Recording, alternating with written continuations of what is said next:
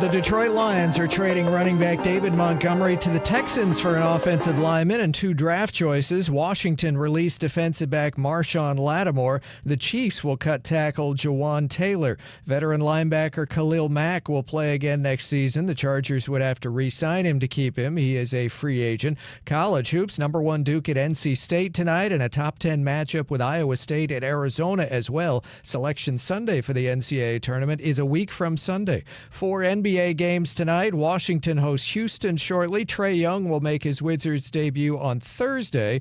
Milwaukee's Giannis Antetokounmpo returns in a half an hour. The Bucks host Boston. Strain calf has been the problem for Giannis. He's been out for over a month. For the Celtics tonight, Jaylen Brown out due to illness.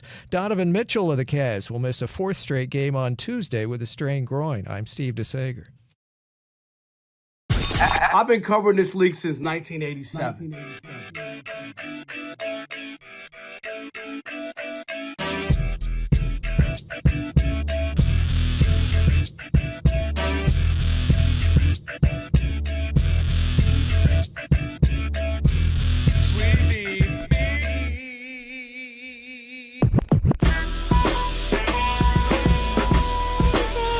Can this sports writer and this sports fan share a radio show without driving each other crazy? Now, live from the Fox Sports Radio studios, here's Fox Sports Radio's Odd Couple, Rob Parker and Kelvin Washington. Password. Ack, ack. Enter, brother.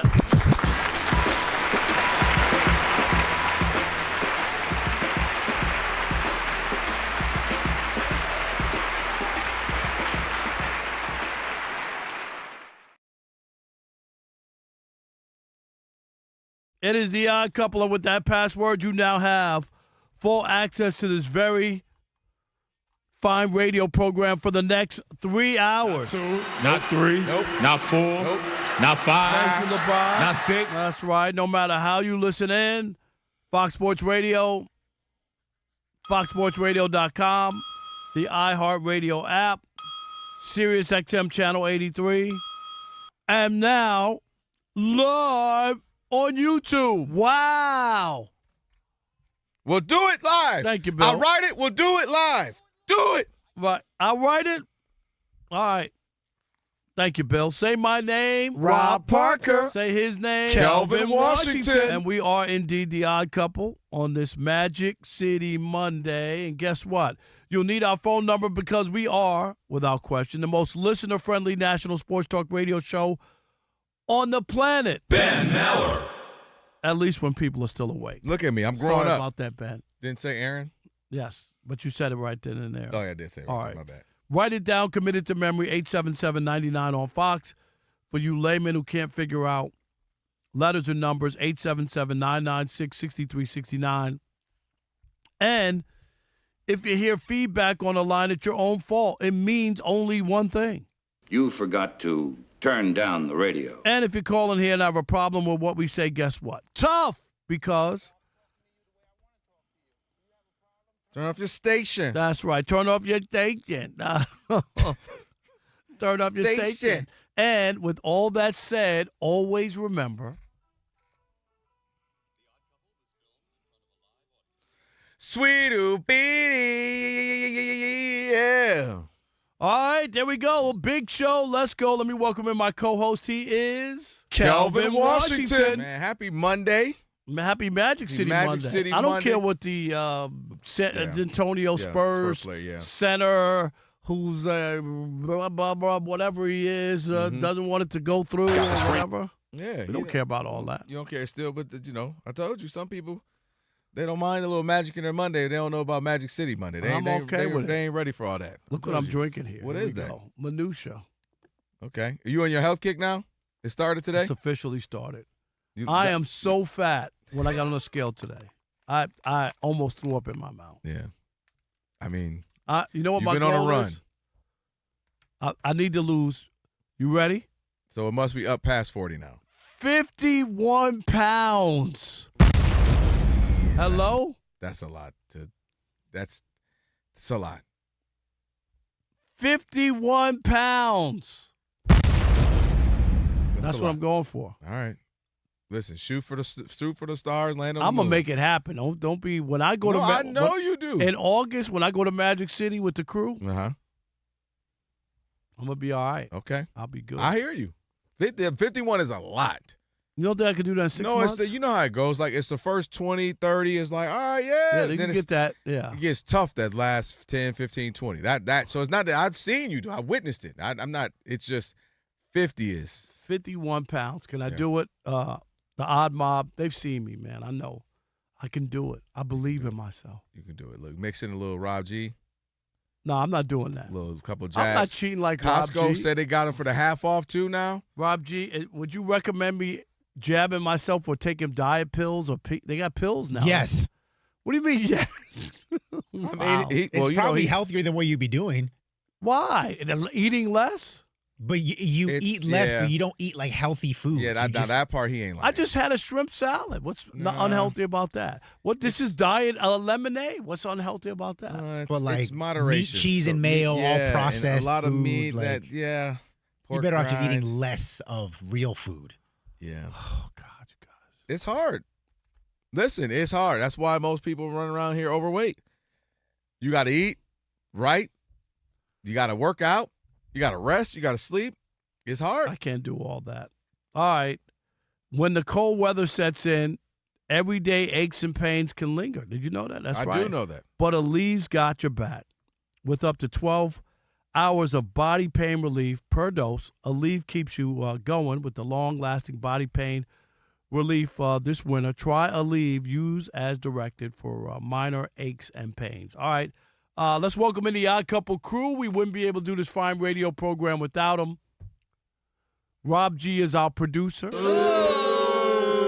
Wow. Why Rob G? Well, y'all, listen, they're like sister and brother. And they always fight. They always fighting, always arguing. There's always something going on in there. Elijah is our social media guru. Who? Elijah. All we're going to say is Elijah, the birthday boy. Elijah, I tried not to say your birthday on the air. To the very end.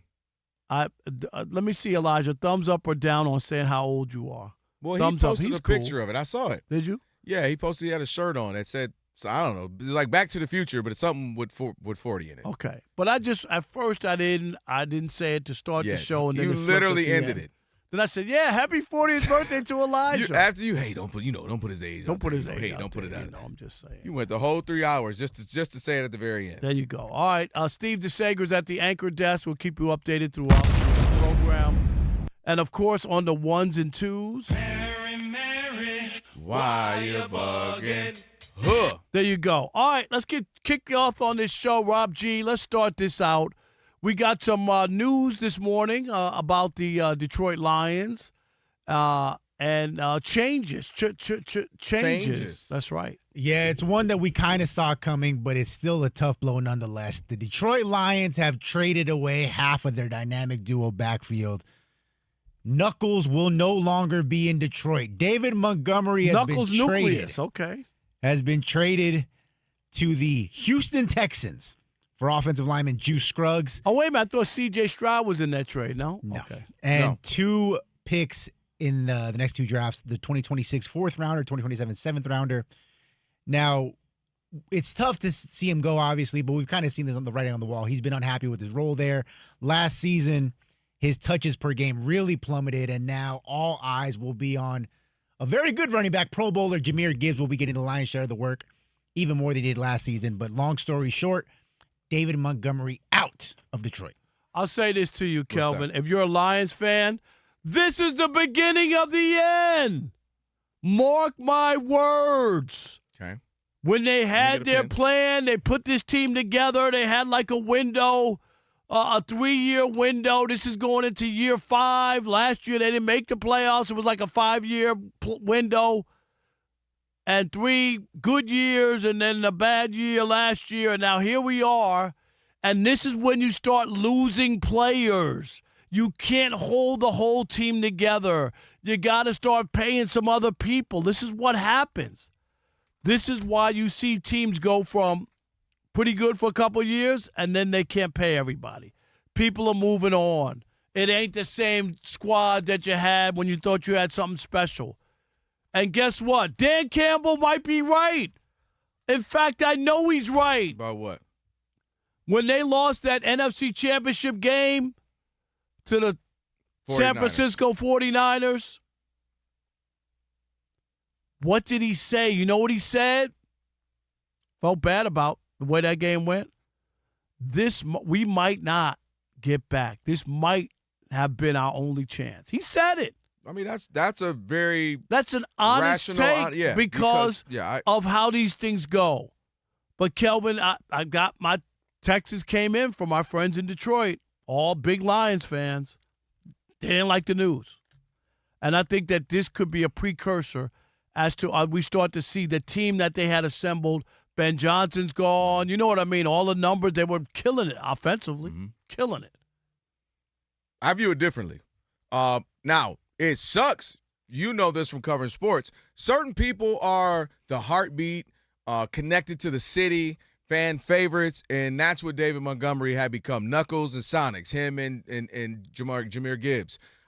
They have become this fire and ice, if you will. Just a great contrast. One is more hard-nosed, run up the gut, get those hard yards. The other guy's escapability, fast, speedy.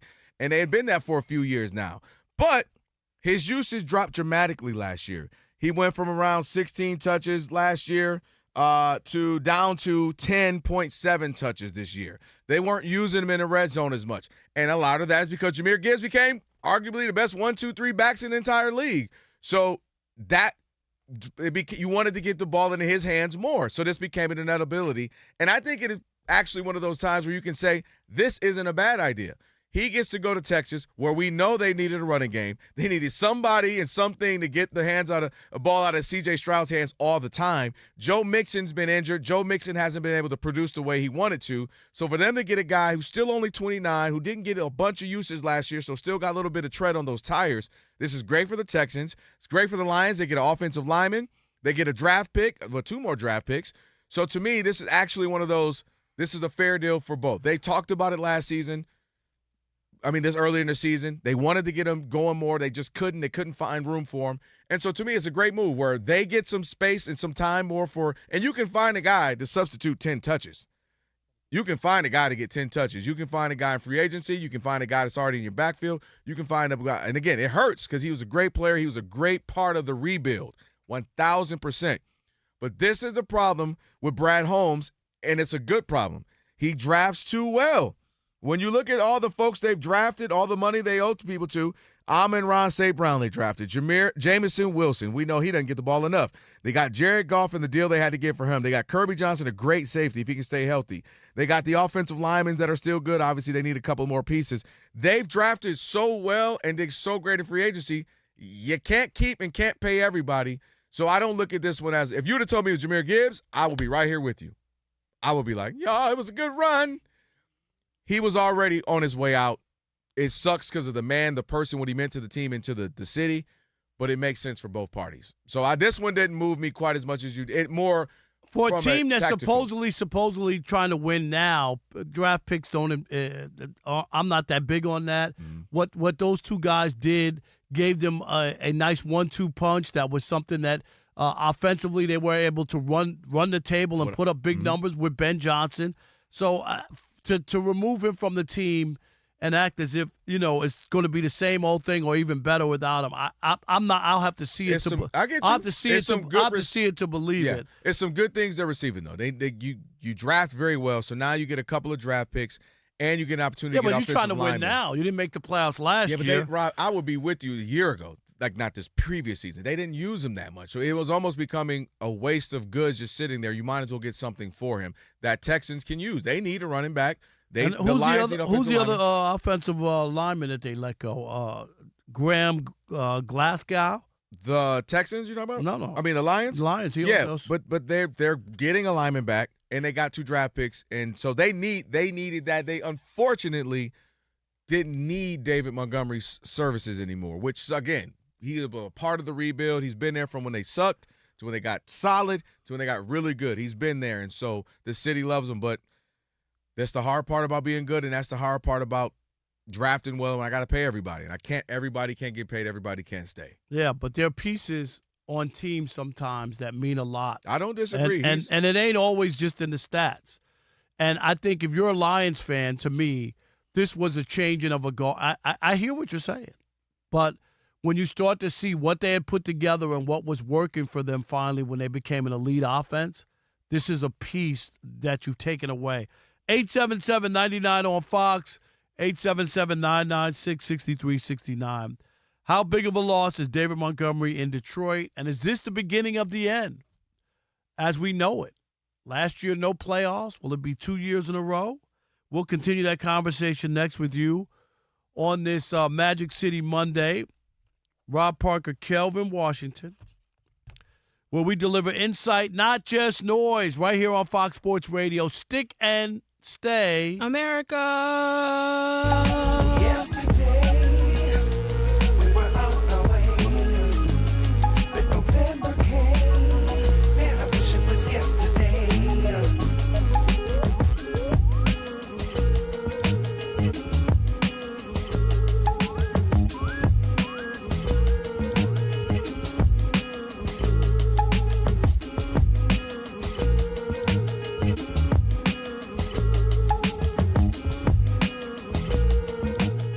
All right, let's get here. Can we just start? Let's do it. Lakers lost again. They did. And you know what? I know people, it's the same old story, right? Their defense, they can't stop anybody. And I'm here. You are. And I think it's pretty obvious. JJ Redick is not the coach that people thought he was. When he first came, remember they were winning, and they were talking about he's the next Pat Riley, and he is going to be coach of the year. You remember all that? Mm-hmm. And where are they now? And then there'll be the people who say, it ain't his fault. It's the roster. They don't have the pieces parts. And you know what? I'm not buying it. Why not? I'm going to change that baby because JJ Redick should be fired as coach of the Los Angeles Lakers. And here's the reason why. Last year when they got Luka, everybody and their uncle, Kelvin, tell me I'm lying. Oh, I wouldn't count out LeBron and Luka. Oh, no, those two? Are you kidding? I don't want to see them. Got knocked out in first round. This year, Luka came in better shape. They got off to a good start when LeBron wasn't there. And now look where they are. They lost last night to the Suns. Injury-depleted Suns. Mm-hmm. Injury-depleted Suns last night. Dude, and my only point to you, this is why he should be fired. Is their roster flawed? Yes. They don't play hard enough for him. They don't have enough respect for JJ Redick to even try defensively. I don't expect them to be in the top 20 individually defensively. I just didn't expect this, where everybody knows what their weakness is, and night after night after night, Kelvin, they don't try. They don't try hard enough. That comes out. You know, defense is about desire, hustle, and hard work. They haven't done it. You know how you do. So welcome back. It's good to have you back yesterday because I ain't heard nothing crazy in this week. Now I needed something crazy. JJ Redick does not need to be fired, but I understand what you're saying. They don't have that to them. As we're getting ready to watch a team right now, you got the Pistons on as an example of a team that just have that like dog in them. We're going to fight. Now, that's why I believe really this hot seat is for Rob Pelinka. Really, if I'm new ownership, the person I'm looking at right now is Rob Pelinka. Because, number one, you won a championship back in 2020 when you had Clutch Sports running things with LeBron. They go get AD. They move some pieces. You got a bunch of Clutch Sports guy, KCP, and so on and so forth. You win that championship. What do? We got an identity. We got Frank Vogel, who's a defensive-minded coach. Let's get rid of Frank after the next year. Let's get rid of all the players that make sense for what Frank Vogel does. So let's get rid of all the ingredients to make tacos and bring in some ingredients to make meatloaf. It doesn't make sense. And they get rid of him, and they've been ever since. They've been, first round exit or get to the second round, lose to Denver. That's what they've been since. You get Luka last year. You know what Luka is. Luka is deficient defensively. Luka is not what you're referring to, going to play hard. Luka's going to complain to the refs. Luka's going to do all of that. Well, then you have to surround him with guys who can make up for those deficiencies, and they haven't. and they run out the same roster. They get a bunch of other guys who don't. You bring in guys who can who can shoot, but they can't defend. You can bring in other guys who won't dive on the floor. You bring in other guys who won't bring that extra grit. And I was telling Brandon here. So according to you, then JJ Redick should never be fired. No, he can be fired. What What would it take you? I'm going to tell you why. This season, to me, is the last hurrah of LeBron.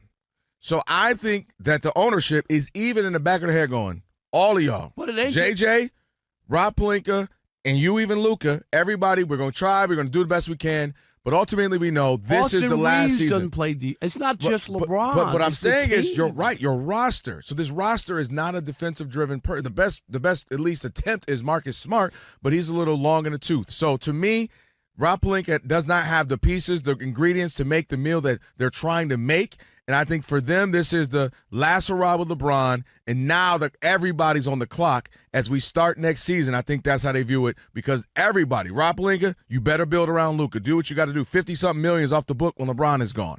Luka, you say you want to be the franchise leader? Show us. There's no more excuses now. And last point, we saw it last night on the shot that won for Phoenix. Luka's guarding the ball. They knew. Let's attack Luka.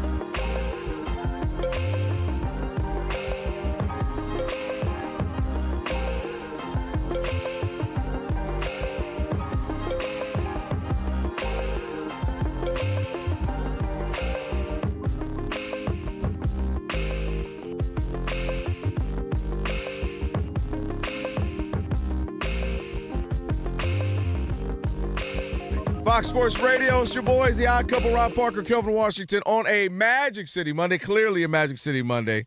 Miss Mary Mack in the building.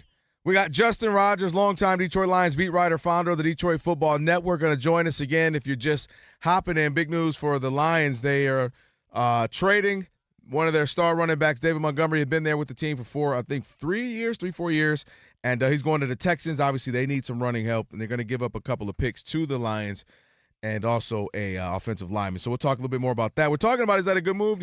Rob believes that this is the beginning of the end for the Lions. As we know them. You know what I mean? There comes a point where you're trying to stay. You have this thing put together, right? You're a well-oiled machine, and then pieces start to come off because people got to get paid, people get older, things transition. This is probably, to me, the first piece of being a part of the resurgence, and now he's gone. Yeah, does that make sense? He's been there from the turnaround, but I look at it as, again, he had to go. You can't pay everybody. You can't keep everybody along the journey. It happens with every good team, great team, and this, to me, sad, but they had to be done. And now they got some picks. Now they got a chance to have an offensive lineman who can maybe help them out. 877-99 on Fox. Let's take a call. Who we got? All right, let's get started with Jay is in Georgia. You're on the Odd Couple Fox Sports Radio. What's up, Jay? How are you? Yo, what's going on, guys? How y'all doing? What up, Jay? Doing great, my man. Hey, first of all, I heard about the Atlanta Hawks, my hometown team, the franchise that I root for, throwing Magic City Monday on the 16th. The first people I thought about was you guys. Are you going? Hey, listen, I ain't gonna lie, I'm pissed. The tickets sold out in one day. Oh, you already knew that. Come on, you're slipping, Jay. They caught you slipping. Look at that. Everybody making a big stink. They sold out in one day. They sold out in one day. I had to settle for buying a hoodie because that was the only thing left. That man went from going to the game to getting a hoodie. I need one of those hoodies. Y'all could have been in the city with me, man. But no, don't count Rob out yet. I'm not gonna be there, man. But don't count Rob out. The only reason I'm not gonna be there, I have jury duty that week. Oh yeah. Man. Yeah. Do you know you have it, or you got to call in? I got to call in, and I can't. You never know. Yeah. They might tell you dismissed. So, all right, Jay, what you got, my man? Yeah, about this Lions thing. I think the ending kind of started last season when they missed the playoffs, and now it just seems like a move of desperation. They trying to find pieces that are fit. And they still got to pay the tight end. They still going to have to pay other players. Right. So it just sounds like they're trying to find things to, like, mix and match. But, I think this Lions run is over. Kelvin, it might be over for your team, man. That's all I got, man. Appreciate you guys. I get it. I don't see that only because I don't expect them to be 13 and 14 and 3. But they lost too many games close. And like we always talk about, one year you're going to win 8 out of 10 of them. Some years, I just feel like they'll be right back there, and they can sneak off. I think the division is way harder. By the way, the division is a tough division, and I think they can. Thank you for the call, Jay. By the way, I think they can rattle off. We obviously got to see free agency trades, all that, draft picks, but 10, 11 is not crazy again. 10, 11, 12, and put you right back in playoff position. Yeah, but they won 10 games. They'd make the playoffs. That's exactly what I had them pegged. They could win 10 again, and I don't expect the Bears to be that good. Really? No, I don't. Okay. Definitely not. But we'll talk. Sounds like we got a bet there. We will. Let's get through the draft. Let's get through everything. See what's what. Then we'll do it again. I don't have to. What am I going to bet you? Some vegan wings, some cauliflower wings? No. I don't know what you eating. I want you to get a chance to get your Jordans back. I want a pair of Jordans for that. No, we have to feel. Let's see how the Rob spring G, goes. when you want to win your Jordans back if you lost 2 pair of Jordans? Let's see how the spring goes. No, I'd want something better than Jordans. What you want, LeBron's? Him to come sit front row at church for a month. Yeah, like you never paid off on your Sam Darnold bet, something like that. Very true. That's because Elijah told me that he couldn't do it. There was some Elijah issues. don't even speak like that. There was some issues. Elijah don't know Cap. Elijah don't know can't. He would make it happen. There was some technical difficulties. What are you calling me a liar? Yes, Cap. You capping right now. We don't believe you. Rob G. He don't, but for sure don't believe I you. follow through with everything. Cap. Are you kidding me? What are you even said I'm not going to do that. I didn't say that. You did say that. When did I say that? So I would have been out like $50 if I would have lost. That's and then a no great problem. point. Rob's out. He's like, oh, well, I'm not doing that. What are you going to say to yourself? You got caught capping. What are you talking about, Rob G? You just give me the $50 if you want. No, we're not doing that. So then you going to sing? I would have sang How it many right days when I we giving came him, Rob back. G? 2 days to figure this out? There was some issues, technical issues. Cap. And then I was going out of town. He'd have been calling you Kevin in going. Culver City, Rob G, if you didn't pay him. I'm still waiting on my wings from Kevin. Hey, Justin Rogers, longtime Detroit Lions beat writer, founder of the Detroit Football Network, going to join us here in a moment. We'll have this conference, a little bit more of the conversation about the Lions, what they need to do, some other in the NFC North as well. Right now, Steve DeSager going to get you set on what's trending. Hey, Steve. Hello, college hoops going on right now with number 1 Duke leading 27-22 at NC State. About 6 minutes left in the first half. Coming up after 9 p.m. Eastern Time, top 10 matchup of Iowa State at Arizona. The women's basketball regular season ended Sunday for most teams. Number 1 UConn ended up 31-0. To the NBA, we got just 4 games tonight. Wizards have lost 4 in a row. They're hosting Houston, a leading early 17-15 in the first. Trae Young will make his Wizards debut on Thursday. He's been out since late December with knee and quad injuries. Boston's Jaylen Brown is out tonight due to illness. Boston about to start at Milwaukee. Milwaukee superstar Giannis Antetokounmpo returns from a strained calf tonight. He'd been out for over a month. Later tonight, Denver at Utah. The Jazz have lost 5 in a row. Clippers are at Golden State. Oklahoma City Shai Gilgeous-Alexander will miss Tuesday's game, managing an abdominal strain. He scored 30 points in Sunday's win. Donovan Mitchell of the Cavs will miss a 4th straight game on Tuesday with a strained groin. Cooper Flagg of the Mavericks is doubtful for Tuesday with a sprained foot, so he could miss an 8th straight game. Guard Ty Tyus Jones signed with Denver. He was waived by Dallas on Friday.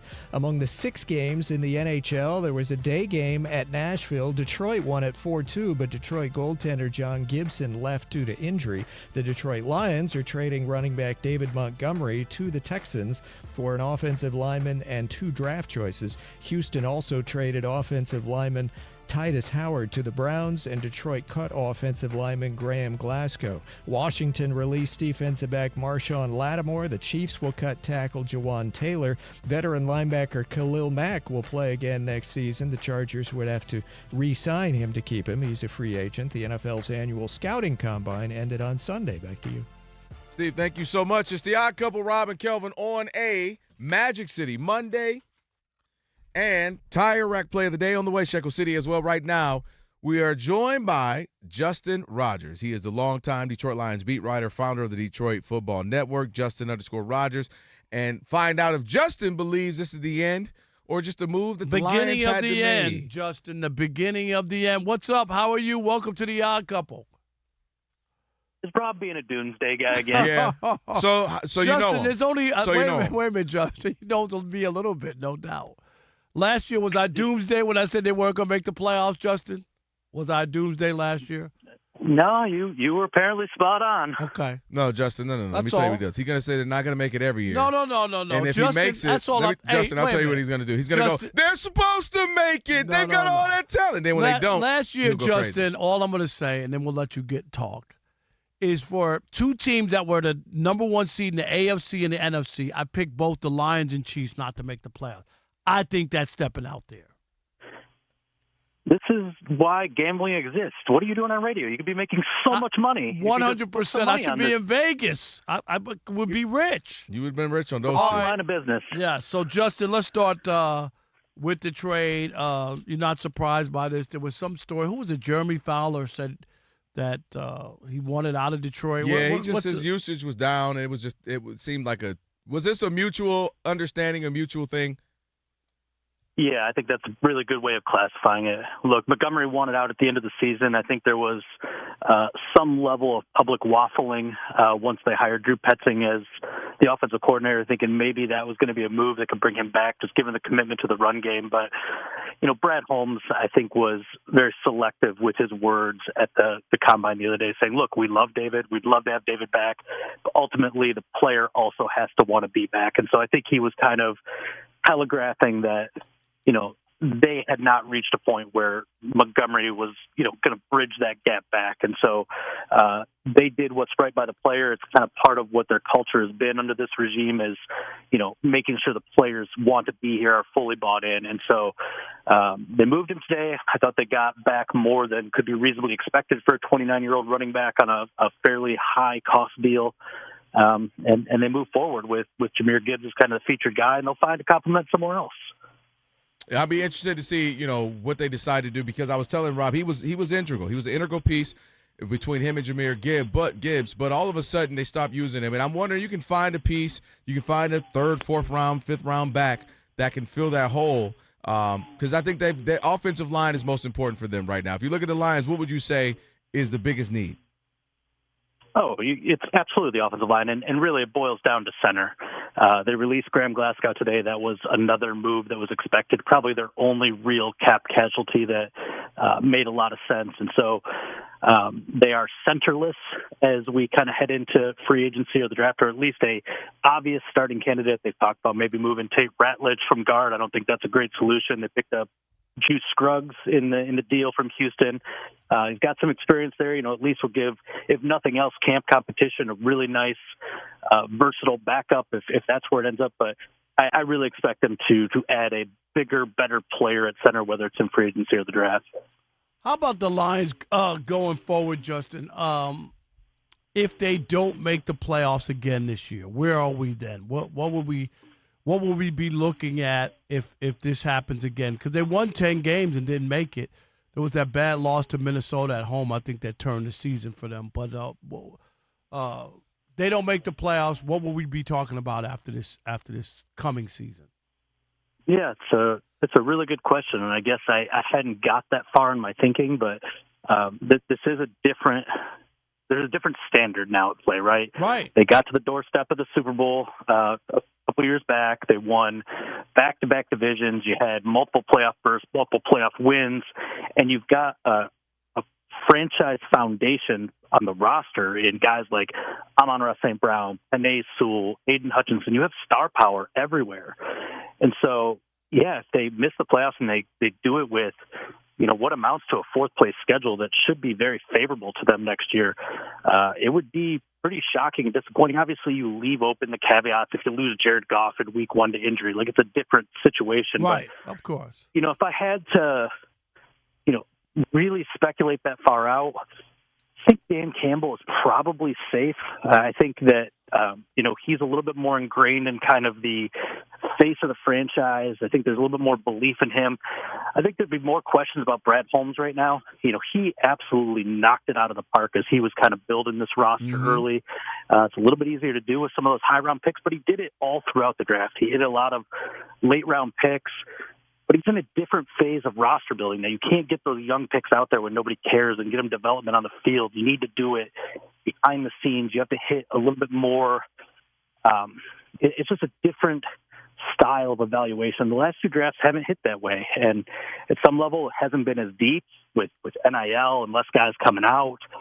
They're drafting later in the draft. But I think he really needs to get back to his roots as a college scouting director, hit on some of these picks to rehab an image that's taken a little bit of a hit here the last couple of years. Was it last year or whatever? It was like, no, we're good or whatever. Like, I know there was like how it was. Did he say that about not getting more people? Yeah, not getting people and free. Oh no, we're good. And a lot of people took that as kind of he was feeling himself that he didn't feel like he needed to make the team better last year. Well, I think Brad had a lot of quotes, but that one was definitely not him, misattributed. That was a Dan Campbell quote, and really I think that was a twofold quote. They were asking about edge rushers opposite Aiden Hutchinson. It's a very popular topic in town for obvious reasons. You want to compliment your superstar to take heat off of him, but it was at that point late in training camp, maybe all the way at the edge of the season, and they're saying, look, we're good with the guys we have. It was more of a support of the guys they had, because the reality was they weren't going to be adding anybody at that stage of the roster. And, it turned out to be pretty true. I mean, they had a guy in Al-Quadin Muhammad that was one of, 12 guys that had double-digit sacks last year. So, there's only so many. Every team has holes, right? And there's only so many things you could do. You've got a $45 million edge rusher, the highest-paid defensive player in NFL history to sign that contract. You can't go get another Max Crosby. It's just at some point you have to realize that you have to patchwork certain spots of the roster with lesser names and have to have those hits. And, last year they found that hit in the edge rusher opposite Aiden Hutchinson, but they've got to spin that wheel again because Muhammad's a free agent and Davenport's a free agent. And so, you're kind of back to that square one, and you hope at some point you find one in the draft that can be that guy, that answer for 2, 3, 4 years. Hey, he is Justin Rogers, longtime Detroit Lions beat writer, founder of the Detroit Football Network. Let me ask you this. The Bears kind of come out of the blue. Packers are kind of the Packers, a typical year for them, if you will. And the Vikings, which is interesting, underachieved, but still end up winning 9 games despite bad quarterback play. Only one less than the Lions. That's what I'm saying. Yeah. So credit them for keeping afloat, if you will. But who do you look at going into this next season? And obviously we have to see how things work out with the free agency and draft. But is kind of the leader, is it the Bears again, or the Lions can bounce back? No, I think it's a pretty wide open division. That's the beauty of it. It's kind of gone back to its black and blue roots, and it's not necessarily in the physicality of it, although some of that certainly exists across the division. But they're just 4 teams that are, I don't want to say on equal footing. I think Minnesota's probably a step behind, but that defense is as good as any in terms of what Brian Flores is orchestrating over there. I think the Lions and Packers are probably still the teams to beat if you're going to give me betting odds. I think the Bears are going to have a little bit of a wake-up call when they get that first-place schedule and they have to play all these tough games. They got a lot of games where they kind of got by in really tough, kind of quirky one-score situations. But look, Caleb's only going to get better, and Ben Johnson's only going to get better, now that he's got his feet wet as a head coach. So I really do feel like it's anybody's ball game, and we'll see how it shakes out with how these rosters shape up with free agency and the draft. There's still a lot to go in the roster building process, but I think Detroit and Green Bay probably just slightly ahead of Chicago right now in my mind. How about Jared Goff? That to me was textbook.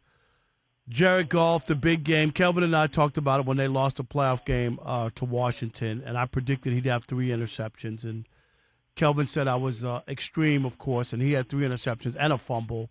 You are extreme. But that's one of the issues. Like, Jared Goff has to play. He can't be that guy in the postseason to cost his team. How big is this postseason if they were able to make it? And Jared Goff, if he has another stinker or has another situation like we saw, how big is it this year? Yeah, look, we can't excuse that performance. It was terrible. I don't think he would tell you anything differently. But I look back at the preseason previous, and he was damn near perfect in wins over the Rams and the Bucs that took them to the brink of the Super Bowl. And in that game against San Francisco, you take away drops. I mean, literal drops. And guys like Josh Reynolds who don't drop passes, and the Lions probably win that game. They were absolutely in control going into the second half, and the drops kind of swung the momentum of that. So I don't buy the narrative that Jared Goff can't get it done. I think earlier in his career, he was the guy. I thought his reputation was he was prone to one really big mistake.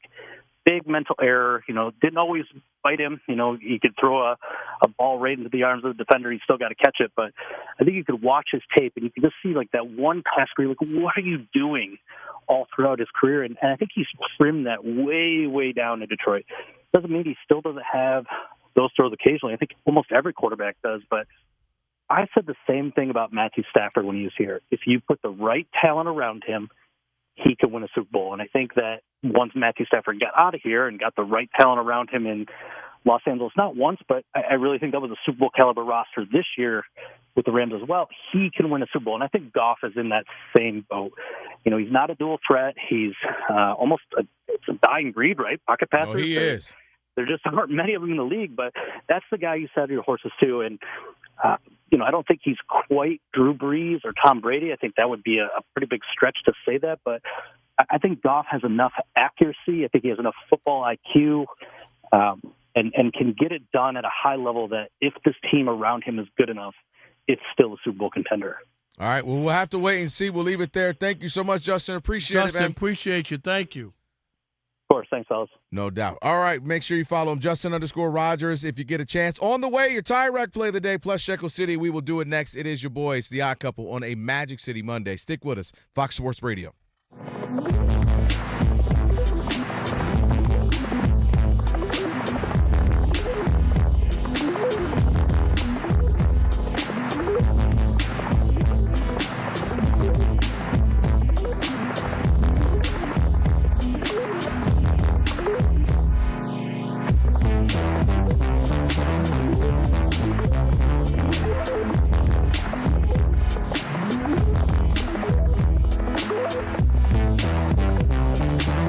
Rob G, some of the best news I've heard in a long time. I mean, I just thought to myself, what world am I living in? Your world.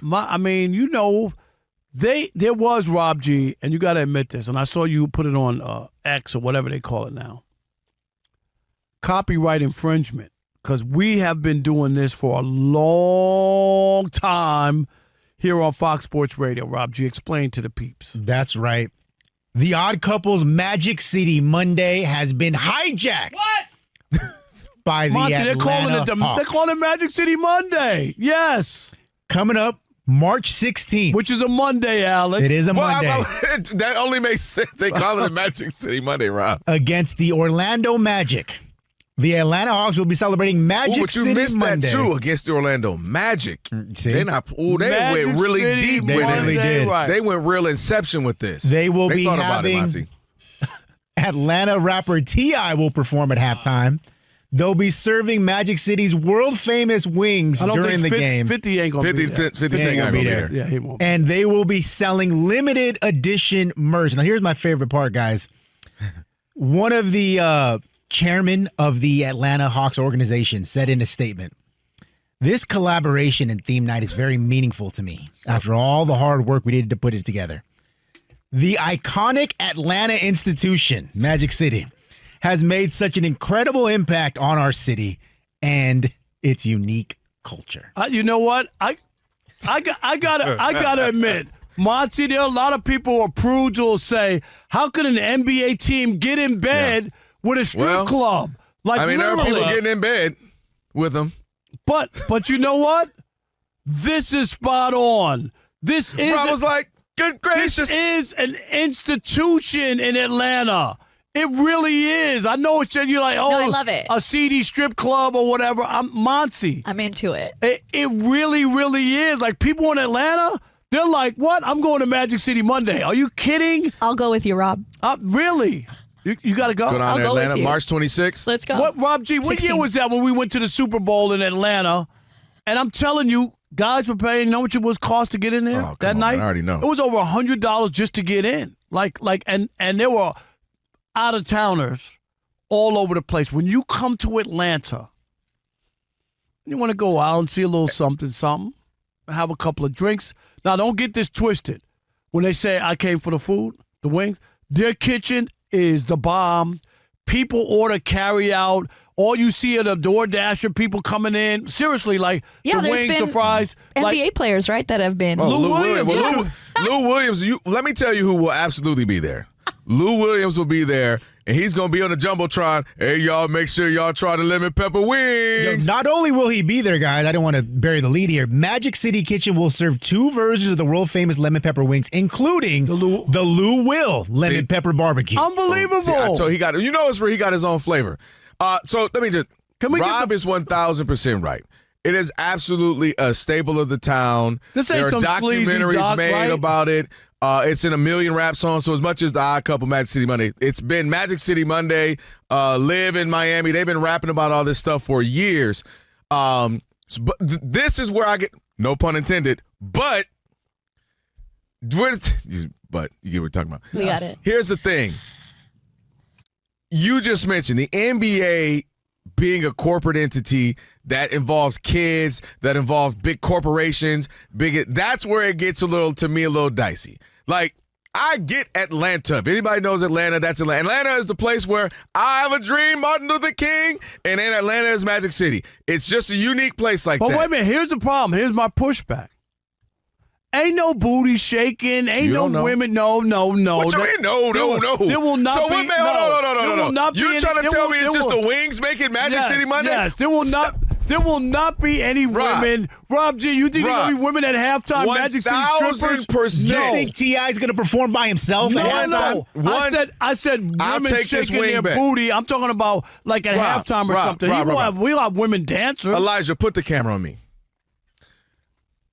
Monty, did you watch the Super Bowl halftime show? Yes. Was there not, because part of the flavor of Latina culture is dancing and having a good time? They were shaking it. They were shaking it. Now, is there anything bigger and more open for everybody in corporate than the Super Bowl? No. So you think they're not going to have, if the Super Bowl got some shaking. Will not have. They will I'm not not have, saying it's going to be thongs. They will not have girls in thongs from the club. If you don't think they're going to be in there dancing. Let's bet wings. No, I'm not saying it's going to be Magic City. Like they're going to be sliding down and with thongs. But they're going to be in there dancing. They're not going to slide in some poles for halftime. It'll be some poles. No, it won't. They won't be. They're going to be poles. They'll just be in like the cheerleader shorts or some cut booty shorts that they call them, or Daisy Dukes, whatever you want to call them. No, they're going to be. There will be no Magic City girls. I'm really asking you this. No, you think they're going to be Magic City girls? Yes, but they might not be in the, just dental floss up the butt. No, but that's what they are. But what I'm saying is, you mean the regular clothes just hanging out? Real question. What will make it Magic City Monday if it... I like when this used to be a white sports network. White sport, wow. Well, we got Steve. It is the Odd Couple. Rob Parker, Kelvin Washington. I didn't expect Rob G, Elijah, and Mary to turn this into a sing-along when I went to go get my water and everything. They turned it into a sing-along. It is the Odd Couple on a Magic City Monday. Thank you to Justin Rogers. Joined us. We talked some Lions and some NFC North with him. So Justin_Rogers there. Rob G will get that up on the pod. We'll get that up on YouTube. All that good stuff. Right now, it is time for your Tire Rack play of the day.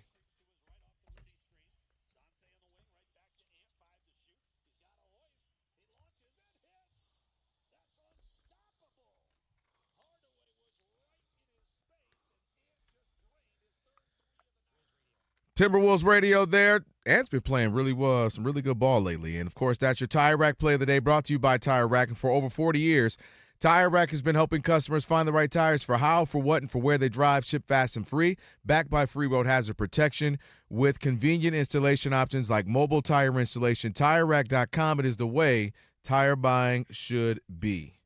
All right, it is now time for Shekel City.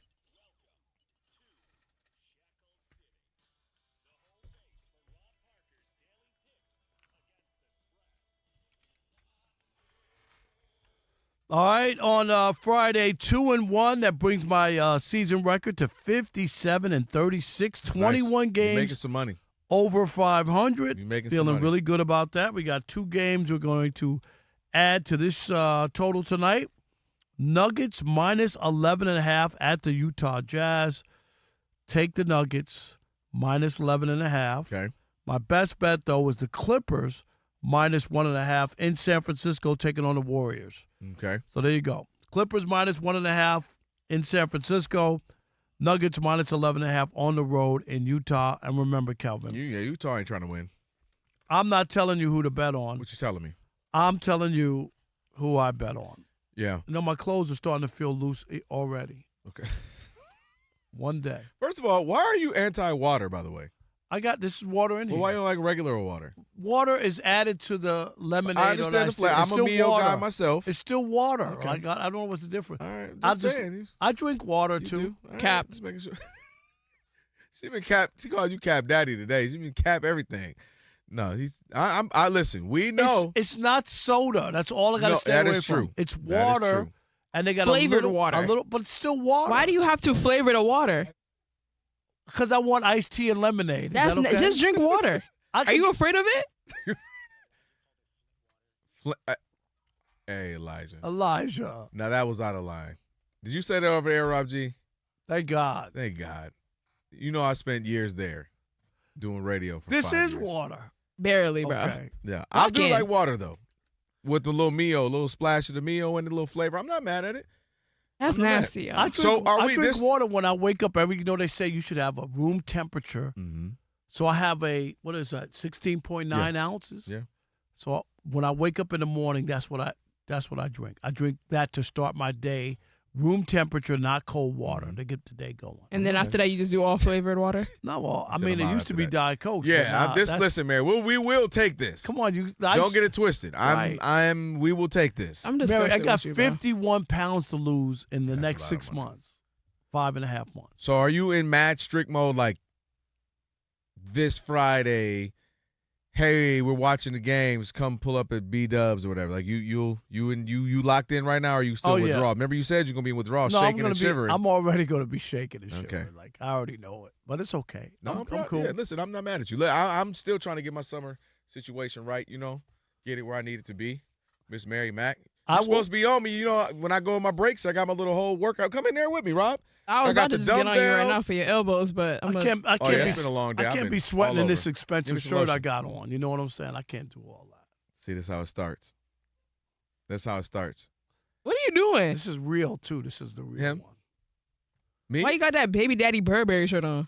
What are you talking about? That's the baby shower shirt. That actually it's the baby shower shirt. No, it ain't.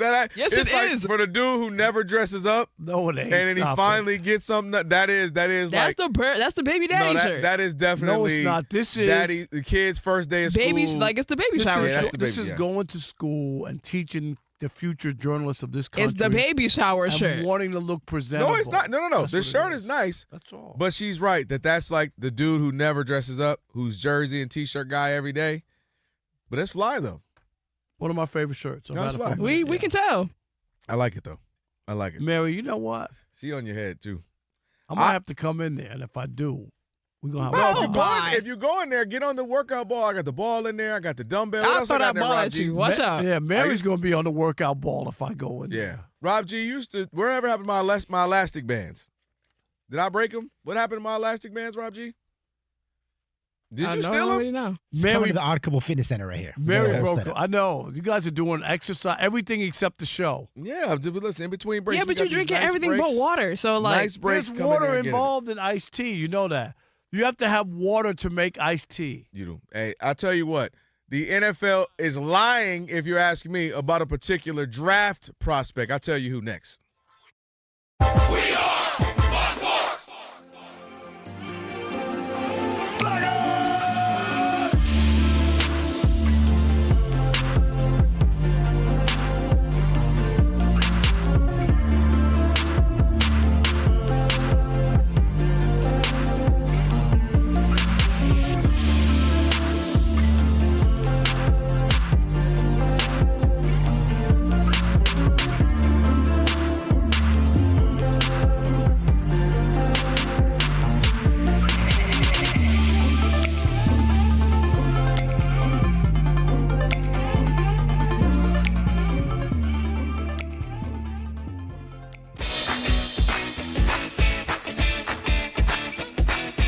It's the Odd Couple. You know what time it is. It's your boys. Let's get it. The Odd Couple is fun. Check. And informative. Check. What's up, America? You want to talk sports with 1.5 of the best-looking guys in the game? That game was incredible. You are wrong. You'll be king of the water cooler. What's it like working with Rob? Rob in his mind is like Chris Rock mixed with Richard Pryor, so I'm running out of fake laughs. Ha ha, Rob. Rob is very passionate. Son, you ain't ready for this. Well, I don't have BS in my game. I'm straightforward. I'm honest. You say Brady's the greatest quarterback of all time, but Eli Manning beat him twice. And, of course, it doesn't hurt that I'm right most of the time.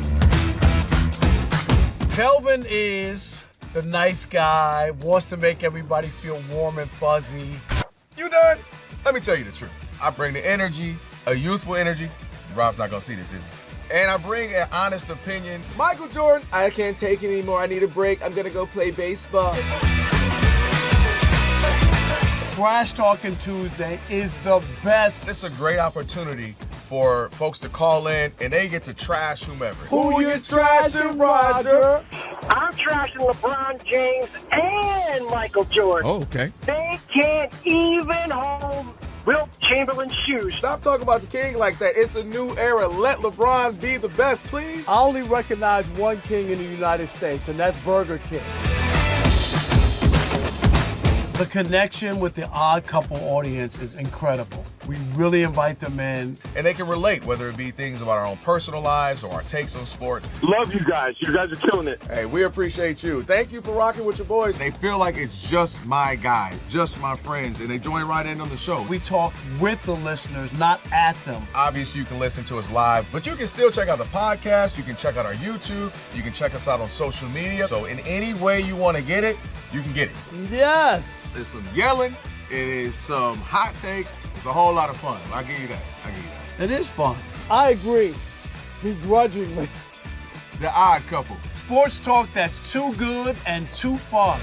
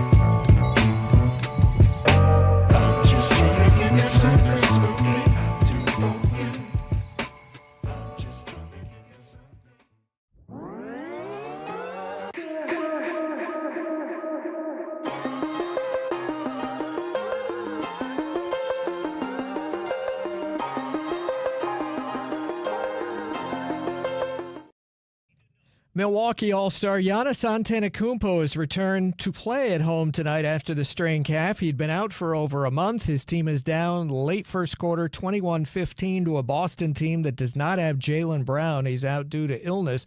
Giannis, by the way, in 9 minutes, 8 points so far in tonight's game. Oklahoma City Shai Gilgeous-Alexander will miss Tuesday's contest, managing an abdominal strain. He did score 30 in Sunday's win. Donovan Mitchell of the Cavs will miss a fourth straight game on Tuesday with a strained groin. Cooper Flagg of the Mavericks is doubtful for Tuesday with a sprained foot. Guard Tyus Jones signed with Denver.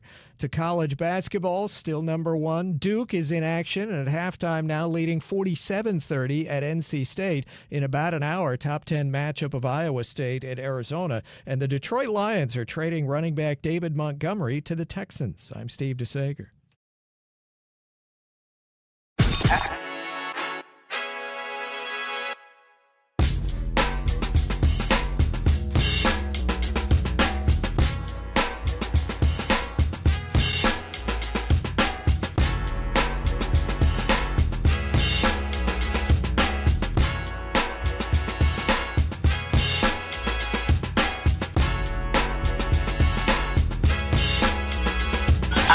Can this sports writer and this sports fan share a radio show without driving each other crazy? Now, live from the Fox Sports Radio studios, here's Fox Sports Radio's Odd Couple, Rob Parker and Kelvin Washington.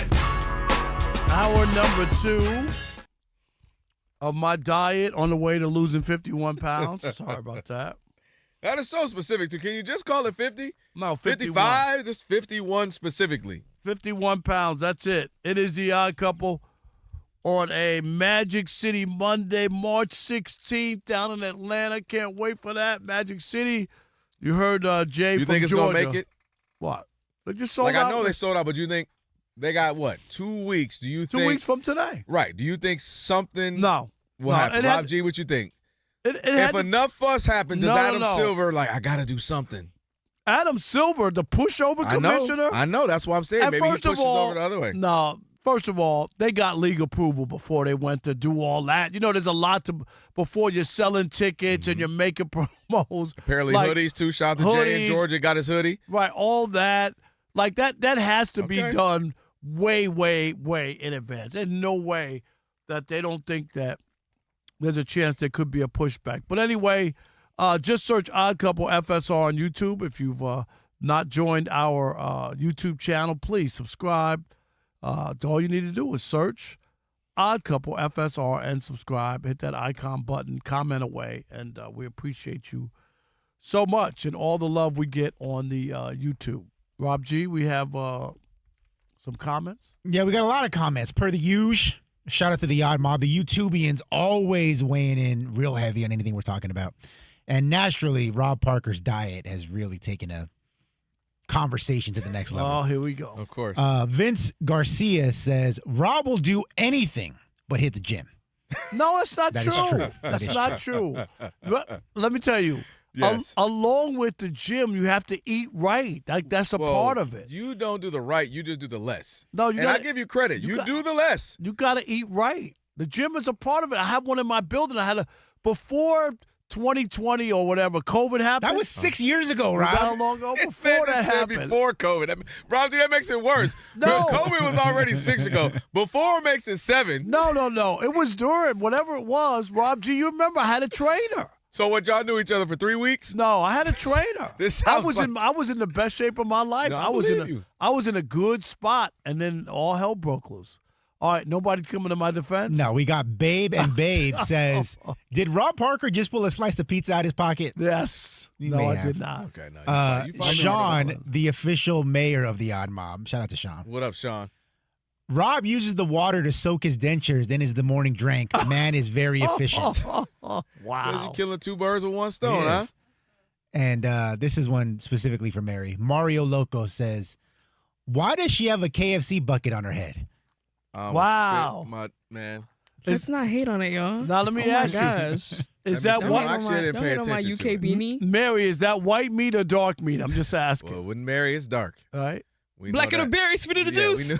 We knew what time it is. Remember she got her caller who loves her? Yes. Dang it, Mary. That's not love. Okay, love is extreme. He said he likes. That's not love. He is like or lust. Mary, I swear I could be a good man to you, Mary. And then we can't let Dub slide real quick when Arizona Ron says, Kelvin, keep the Bears out your stinky mouth. You just a hater. There he is. He's an all the way hater of the Bears. I admit it, He is. He hates the Bears. I don't hate this All right, extreme. let me say this too. But I real won't quick. lose. Because we're going to talk about wide receivers, college wide receivers, and 2 that seconds. whole- I thought you were about to do Marcellus. What are you talking about? No. I'm gonna give it to you. You weren't here today. We had him on. Never mind. Was he on? Go ahead. Yeah, we had him on. You were supposed to be here. Yeah, that's not. I purposely take off when I know he's going to be on. That's what it is. No. Real quick. What about a couple my previous co-host jousting match, Rob G? Who you got money on, Rob or Marcellus? He got a new hit. Oh, Marcellus. Okay. What? Have you seen Marcellus in person? I know he's you a have. massive. Yes, I've seen him in person. He's a massive human. I'm smarter and more agile. I don't know about all I that. don't know about the smart. Y'all both went to Columbia. That's right. I got a master's degree. He did go to Columbia. No, what are you talking about?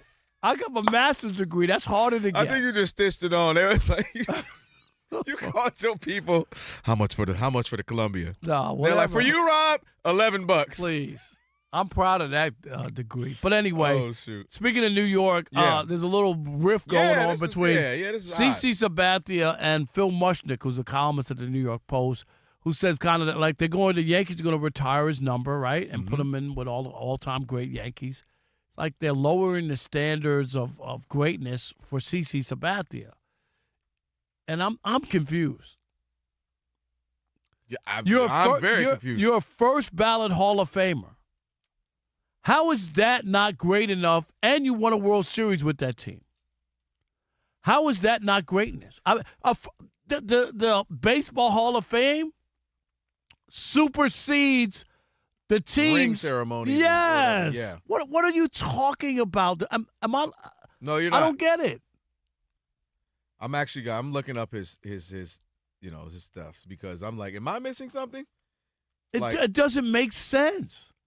You're a first ballot Hall of Famer, and you think the team that you played for and the hat that you're wearing in the Hall of Fame, which is the NY, you don't think he belongs in the team's Hall of Fame? So look at this. Does why this is crazy to me. He ranks is there a team with more history in baseball? Right? Probably, right. Maybe, No, in right? all sports, in maybe. all sports, maybe, right? What if I told you he ranks 4th in franchise history for strikeouts and 10th in wins of all Yankees ever? That guy can't get in there?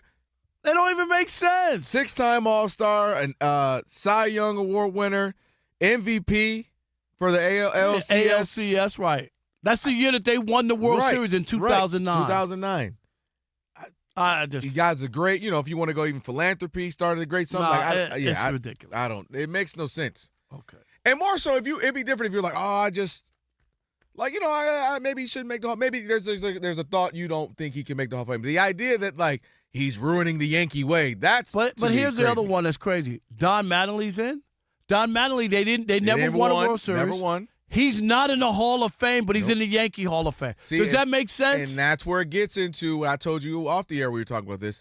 Yeah, but he did it the Yankee way. He had that to him. You know what I mean? This is when it starts to get into the other stuff. Rob G, let's go to the Indianapolis and the Combine and lemonade that happened there. Lemonade, that cool, refreshing drink. Yeah, normally on this show, we don't really get too much into the Combine. The Underwear Olympics has never really been our cup of tea. It's just not. You know what I mean? Not to say it doesn't have a huge, following. People rather watch that than the Pro Bowl. But don't remember, McVay didn't show up. Yeah, their coaches the Rams have not been there in years. In years. Well, they are team blank them picks. Right. So, that's never been a thing for us. But when there are storylines that develop, we'd be remiss if we didn't talk about them. And this week, or this year's biggest storyline, in terms of players, has been USC wide receiver Makai Lemon. Now, if you know who Makai Lemon is, he was the Biletnikoff Award winner last season. No relation to Don Lemon. As the top wide receiver in college Wait, do you football. know that, though? He might be. He could be. You never know. They look like they might be cousins. He led the Power 4 in receiving yards and yards after the catch. So when he declared for the 2026 NFL Draft, the expectation was slam dunk, no doubt about it. Top 10, top 15 pick at worst. Flash forward to the Combine, And the production is not a problem. It seems to be that everything else, however, has been one. First off, he did the media rounds a couple days ago. He met with the media. They asked him some questions. And they asked him about, which receiver he would compare himself to, models his game after. Says, Amon-Ra St. Brown. His answer was not bad whatsoever. You just read it. I'd say Amon-Ra St. Brown, type of grit he plays with, the way he can have a positive impact, team without the ball in his hands. It's perfect. But if you watch the video, he's kind of moving his body like a snake. He's almost seducing the reporters with the way he's glaring deep into their soul, things like that. It made everybody very uncomfortable. And now over the weekend is when these guys have their big interviews with all the different teams. And multiple people have reported that Makai Lemon has basically bombed all of his interviews. One person even said that the teams they spoke to said that they've taken him off their draft board completely. A third scout anonymously said that Lemon, quote, walks around like he's got somewhere better to be. Guys, the question is very simple. How much stock do you put into these bombed interviews reportedly with Makai Lemon, and will it overtake what had been a stellar collegiate career at USC? I don't believe that he was taken off the board for that. That's shocking to me. But no, I did the same thing. Do I think they might have had some chicken wings and some beer afterwards? Like, that kid's kind of weird. Sure, absolutely. Do I believe they're taking him off? No, because one thing I've learned about the NFL is it doesn't matter what you do. They have people who have killed people. Literally, Dante Stallworth, and it's a terrible situation, drunk driving, but there's been no limit. As long as you don't kneel for any causes for African Americans in this country and injustice for all. As long as you don't kneel about that, you got a chance to get back in the league. You mentioned it, drunk driving, calling people the N-word, beating Riley up Cooper, their girlfriends, beating up girlfriends, throwing them on guns, wives, selling drugs, doing drugs, pick a crime. You can get in the NFL and stay in the NFL. That's why this is comical. Aaron Hernandez everybody knew before he was drafted that was involved about him in college. That he's involved in gangs. Yeah. He got picked up by the Patriots. They thought they hit the jackpot. Really? But this kid has an offside conversation? The NFL stands for and you remember during that time when they had the list of all the people who had felonies, they were called the National Felony League. Yeah. Because so many players in the league had felonies. And so, not misdemeanors. No. And I think with this again, do I think he could be a little strange? Yeah. You know who else they call strange? Caleb Williams. Little emotional, little emo, as the kids call it. Painting nails, crying with his mom, all that kind of a loner. They ask, what do you do? I like to go home and hold my dog and watch movies. I'm not even being funny. He literally says that. I like to go home, my puppy, and just watch movies. Like, he's not your typical rah-rah quarterback, the way he answers questions. And, so where draft pick was he? He Number was one? I dare somebody who – can you imagine your job's on the line? I don't like him. I didn't like him because he showed emotion. Blue nails instead of green. Or I don't know, anybody. He didn't say that he was going to go home and watch film 24 hours a day. He said he was going to watch a movie and hold a puppy. Oh, I don't think he could play football. So I 1,000% believe they might rag on him. They might go home, talk to their friends, talk to other scouts. Dude, that kid's weird. Ha-ha, joke. Yes. But what I've learned is if you're talented, that buys you so much stock in leeway in most leagues, but for daggone sure the NFL. So I don't overly buy it or put stock in this. Again, I do think there may be a team or two that are like, especially if they're loaded or if they have him equal with. But don't wide receivers have the prima donna thing anyway? Prima donna, they bring the diva. Now, you don't want it to. You don't mind the T.O. version in that it was always great on the field. What you don't want is the Antonio Brown, I'm not sure everything is okay version. So, you want to lean more left. Little Des Bryant, little extra at times, I'll deal with that. Little Odell Beckham, Head and Shoulders commercials in the streets, I can deal with that. So I don't overly buy that. And I think just as the greater good, the interview was bad or this, that, and the other. If you are great, talented, and you're on their board, stands for something wild, like murderous or something you say or something crazy. We're not putting together a boys' choir. What? Are we? What am I missing? No. We're not putting together a boys' choir. It's okay. Everybody's not going to be the same. Can he play? And again, if you start looking at his history and he's got issues, I think teams should do be more proactive. They drafted Aaron Hernandez. They drafted Tyreek Hill. They drafted Rasheed Rice. Guys who've come out with issues. You know, there have been. I mean, we know millions of hundreds of athletes. Who The come only out with reason issues. the only reason Ray Rice didn't get back in the league, he was already on his way down, like talent wise. Mm-hmm. But everybody saw that video and everybody was afraid. That you know what I mean? Like seriously, like Tyreek, we ain't see no video. Right. Joe Mixon, we saw a video. The video and was a game changer for Ray Rice. No doubt. No, he And- was and- persona non grata. There was no way any general manager could have a press conference and stand up there with him. That was a game changer. We learned so much from then on about our own psyche. I can tell you this happened. You can read When this I happen. see it, but when I see it, it's a game I changer. can't Rob G. unsee it. Now, a question for you guys. Now, I think everything you're saying is 100% accurate. The caveat being is you mentioned Tyreek Hill, Ray Rice, Aaron Hernandez, Joe Mixon most recently. None of those guys went in the first round. No, Joe Mixon was the closest. He was last? projected to go in the first round, fell to the second round after that video surfaced. Well, he was a number one. Now, he was do a first you round believe that these reportedly terrible interviews will be enough that pushes him from top 10, top 15 out of the first round altogether? I'm going to answer no. I mean, not that he could drop to 18, but my point would be those are strange. Like, that kid's a little kooky, but hey, versus violent. If I'm hearing he's punching his girlfriend, I'm hearing that's a little different. They might take a flyer later round. I give you that. But what I'm saying is just like the video I saw. He was glaring at the. Who was the kid with the smoking with the Tooney. Remember that? Tunsil. I'm sorry, Tunsil. Jeremy Tunsil. Right. Yeah. Remember that he dropped a little bit He in did. the And he's the had draft. he had a heck of a career, And he too. wound up, but that was a big moment. You That remember was. that? That was like, Man, he wow. was in that thing. Man, he had on a bang mask getting to it. Let me tell you Rob G. something. If you would have that night when that video dropped or whatever, he probably would have needed to be changed. I'm Yeah, sure he must have. There was some. Am I right? Whole new. Mama, can you give me some new underwear?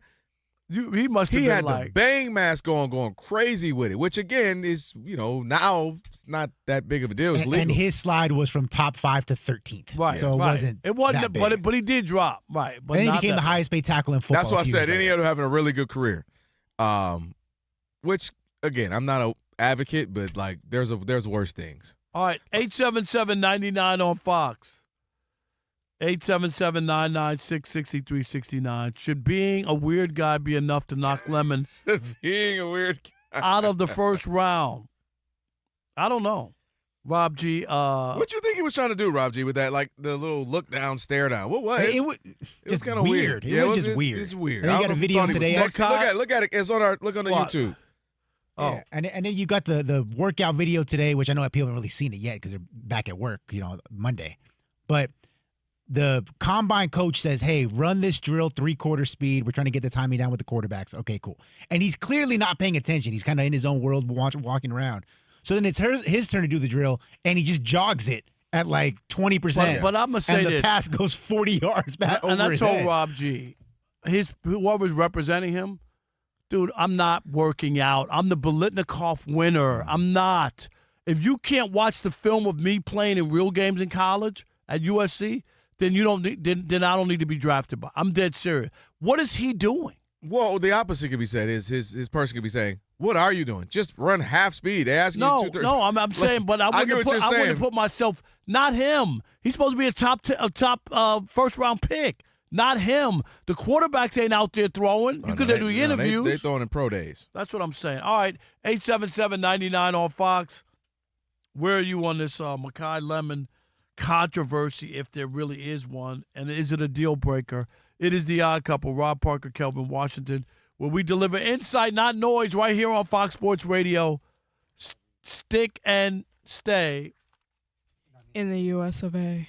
Is your business struggling to find qualified candidates? Well, you're not alone. Nearly half of hiring decision makers say top talent is their biggest challenge. And with the average cost per hire nearing $4,700, every new employee is an investment. How about hiring differently? Let Express Employment Professionals streamline your hiring process, saving you time and money. Get started at expresspros.com. And there are also hidden costs with hiring. Lost productivity, endless interviews, and the impact on team morale can add up fast. With Express, hiring is more efficient. Visit expresspros.com to find a location nearest you.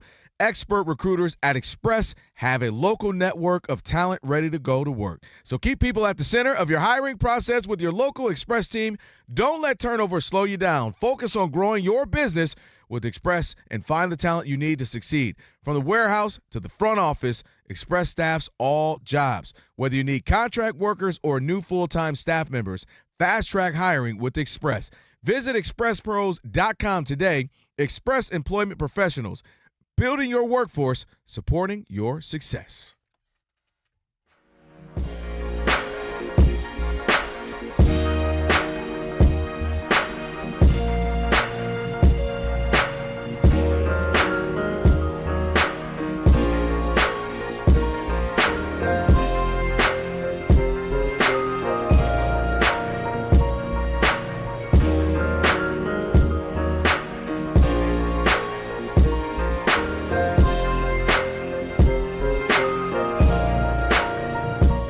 Phil Jackson famously said that if you're going to win a championship, you got to win 40 games before you lose 20. And after the Boston Celtics lost last night to Nikola Jokic and the Nuggets, it's official. There are only 3 teams in the NBA that can actually win a championship. The OKC Thunder, the San Antonio Spurs, and our Detroit Pistons. In fact, I think it's 18 of the last 19 NBA champions have reached the 40-20 rule. So, guys, why are we even bother watching the end of this season? Well, we have no choice because we got to get to 82 games. But I'll say this. This obviously any rule can be broken in this case, 18 out of 19, meaning it didn't happen one time. But I think the reason why this works is because we talk about it all the time. I sit here, me and Rob, we pride ourselves in talking baseball. And in baseball, you have no idea. Now, the last couple of years, yes, the Dodgers on paper have looked like the best team and ultimately have won it. But baseball, you can spend the most money, you might not make it. You can spend the least, you got a chance to make it. You can be middling, you can make it. You can barely stumble in and get to the World Series. It's different. Football, a lot of people didn't think the Seahawks would end up being ultimately the champions, let alone the Patriots make it to the Super Bowl. It's a little more topsy-turvy, first to worst. You can be the worst team, the Bears, in the division. Now you're the best. It's just like that. Basketball, you kind of know going in, here are the 2-3 best teams. Maybe there's 4, but you kind of have an idea as who they are. And in this case, with these 3 teams, we knew the Thunder would be good. In fact, beginning of the season, they were winning so much and winning so dominantly. We were like, oh, well, shoot, if it's it stands for injuries, they might as well win it. The Spurs have showed them, not quite yet, winning 4 out of 5 versus them throughout their season. And the Spurs put themselves right there in the thick of things. But that means you have incredible depth. And the Pistons are in this case as well. You have a credible depth, you have some type of identity, and you have some type of continuity. And the 3 teams that have that are these 3 teams. Now, I think it's like the AFC, NFC in the NFL. I believe the Western Conference is going to win the championship. I thought that whoever won the NFC was going to win the Super Bowl. And so I think it comes down to the Spurs and it comes down to the Thunder because they play great on both sides of the ball, a la the Pistons as well. And they have a star, Wemby. You can even say Castle for the Spurs as well. We know what SGA is. And then Cade's case for the Pistons. So all the criteria, the formula you would check for a championship team, only one being experience, you got to kind of learn it for the Spurs and the Pistons, but it makes sense for them. If you make me pick today, I'm picking the Thunder. Obviously, we still have to wait how everything plays out. But the checklist is there for those 3 teams. And I think at the end of the season, Rob, we're going to be looking at 19 out of 20. This is the case. Yeah, I think that this doesn't work. This year, especially because of the injuries and where we are. This is where you have to throw out. Phil Jackson, he's got a wooden leg when it comes to this, and I'm not buying into this. Attack of wooden legs is crazy. I'm just saying. What? What did the wooden leg do to you? No, he's just, I know he's got leg problems, but my point is that this might have worked if you take a look at this year and realize like the injury part. Even the Celtics are 38-20. So you mean tell me that they're totally out? Yeah, they had because that shot, they're the season's over. To the Nuggets. Without their best player playing all year, they're 38-20, so they can't win. Oh, possibly. And then the Pacers last year went to the finals. Of course, they're missing their best player. Their season has been a total wash. They didn't have to be that bad, though. Okay. My gosh. Yeah, but they're bad. It happens. We saw it in San Antonio when they got when they had the Admiral, and then they wound up getting Tim Duncan. All worked out perfectly. Right. So they were really, really bad, even though they had the Admiral, and that can happen to you. In Denver, we know the Joker was hurt, missed a significant amount of time. 16 games. You can't tell me that they can't get it back They're together. Right. They're 37. They're 3 wins away from the 40, so they're eliminated because they didn't get there. I didn't make the rule right. And their best. Well, this is why I'm saying that the rule stinks. And if you were to put your thumb on it and smell it, it would not be a nice thing. Okay. Wow. Well, that's another Knicks, and then that brings you to the Knicks. Hey, yo! Yeah, what a trend. That's a perfect segue to the Knicks. And then the Knicks, they do have a new coach. Things haven't gone swimmingly for them at all, but are they out of it? Can they not win? Yes, they can. Cleveland, Garland missed a lot of times with the Cavaliers. Now they got James Harden. I know he's got a thumb issue as well. What's going on with the thumbs? Thumbs. It's something in the Eastern Conference with thumbs. But it's Thumbgate. But you get my point. Is there are a lot of teams that are hovering right around that. So in this case where guys have been injured and whatnot, I'm not buying into Phil Jackson. I mean, I think Phil Jackson's 40-20 this year does not compute, and that's why you have to take a look at it. Everything has to have context. And when you take the Joker off for 16 games, and you take Halliburton off, and you take Tatum off for a season, it's got to alter a little bit, and I don't think it's going to hold. I don't disagree that if we're sitting here in what would it be 2-3 months, and then the Nuggets are champions, I don't think anybody's going to be like, what? Now a couple other teams, I would actually be shocked with the Cavs. They have the talent. I don't buy the heart. Talent on paper. If I listed the names, I'd give you that, but I don't buy it. I think it does come down to the Knicks and the Pistons. I think the Celtics will be. See, the Pistons. Here's my issue. Go ahead. 3-point shooting, 21st. They play different in the postseason. You got to be able to make shoot. But I don't think the winner's coming out of the East regardless. No, but I'm just saying, even to get there, it's a different.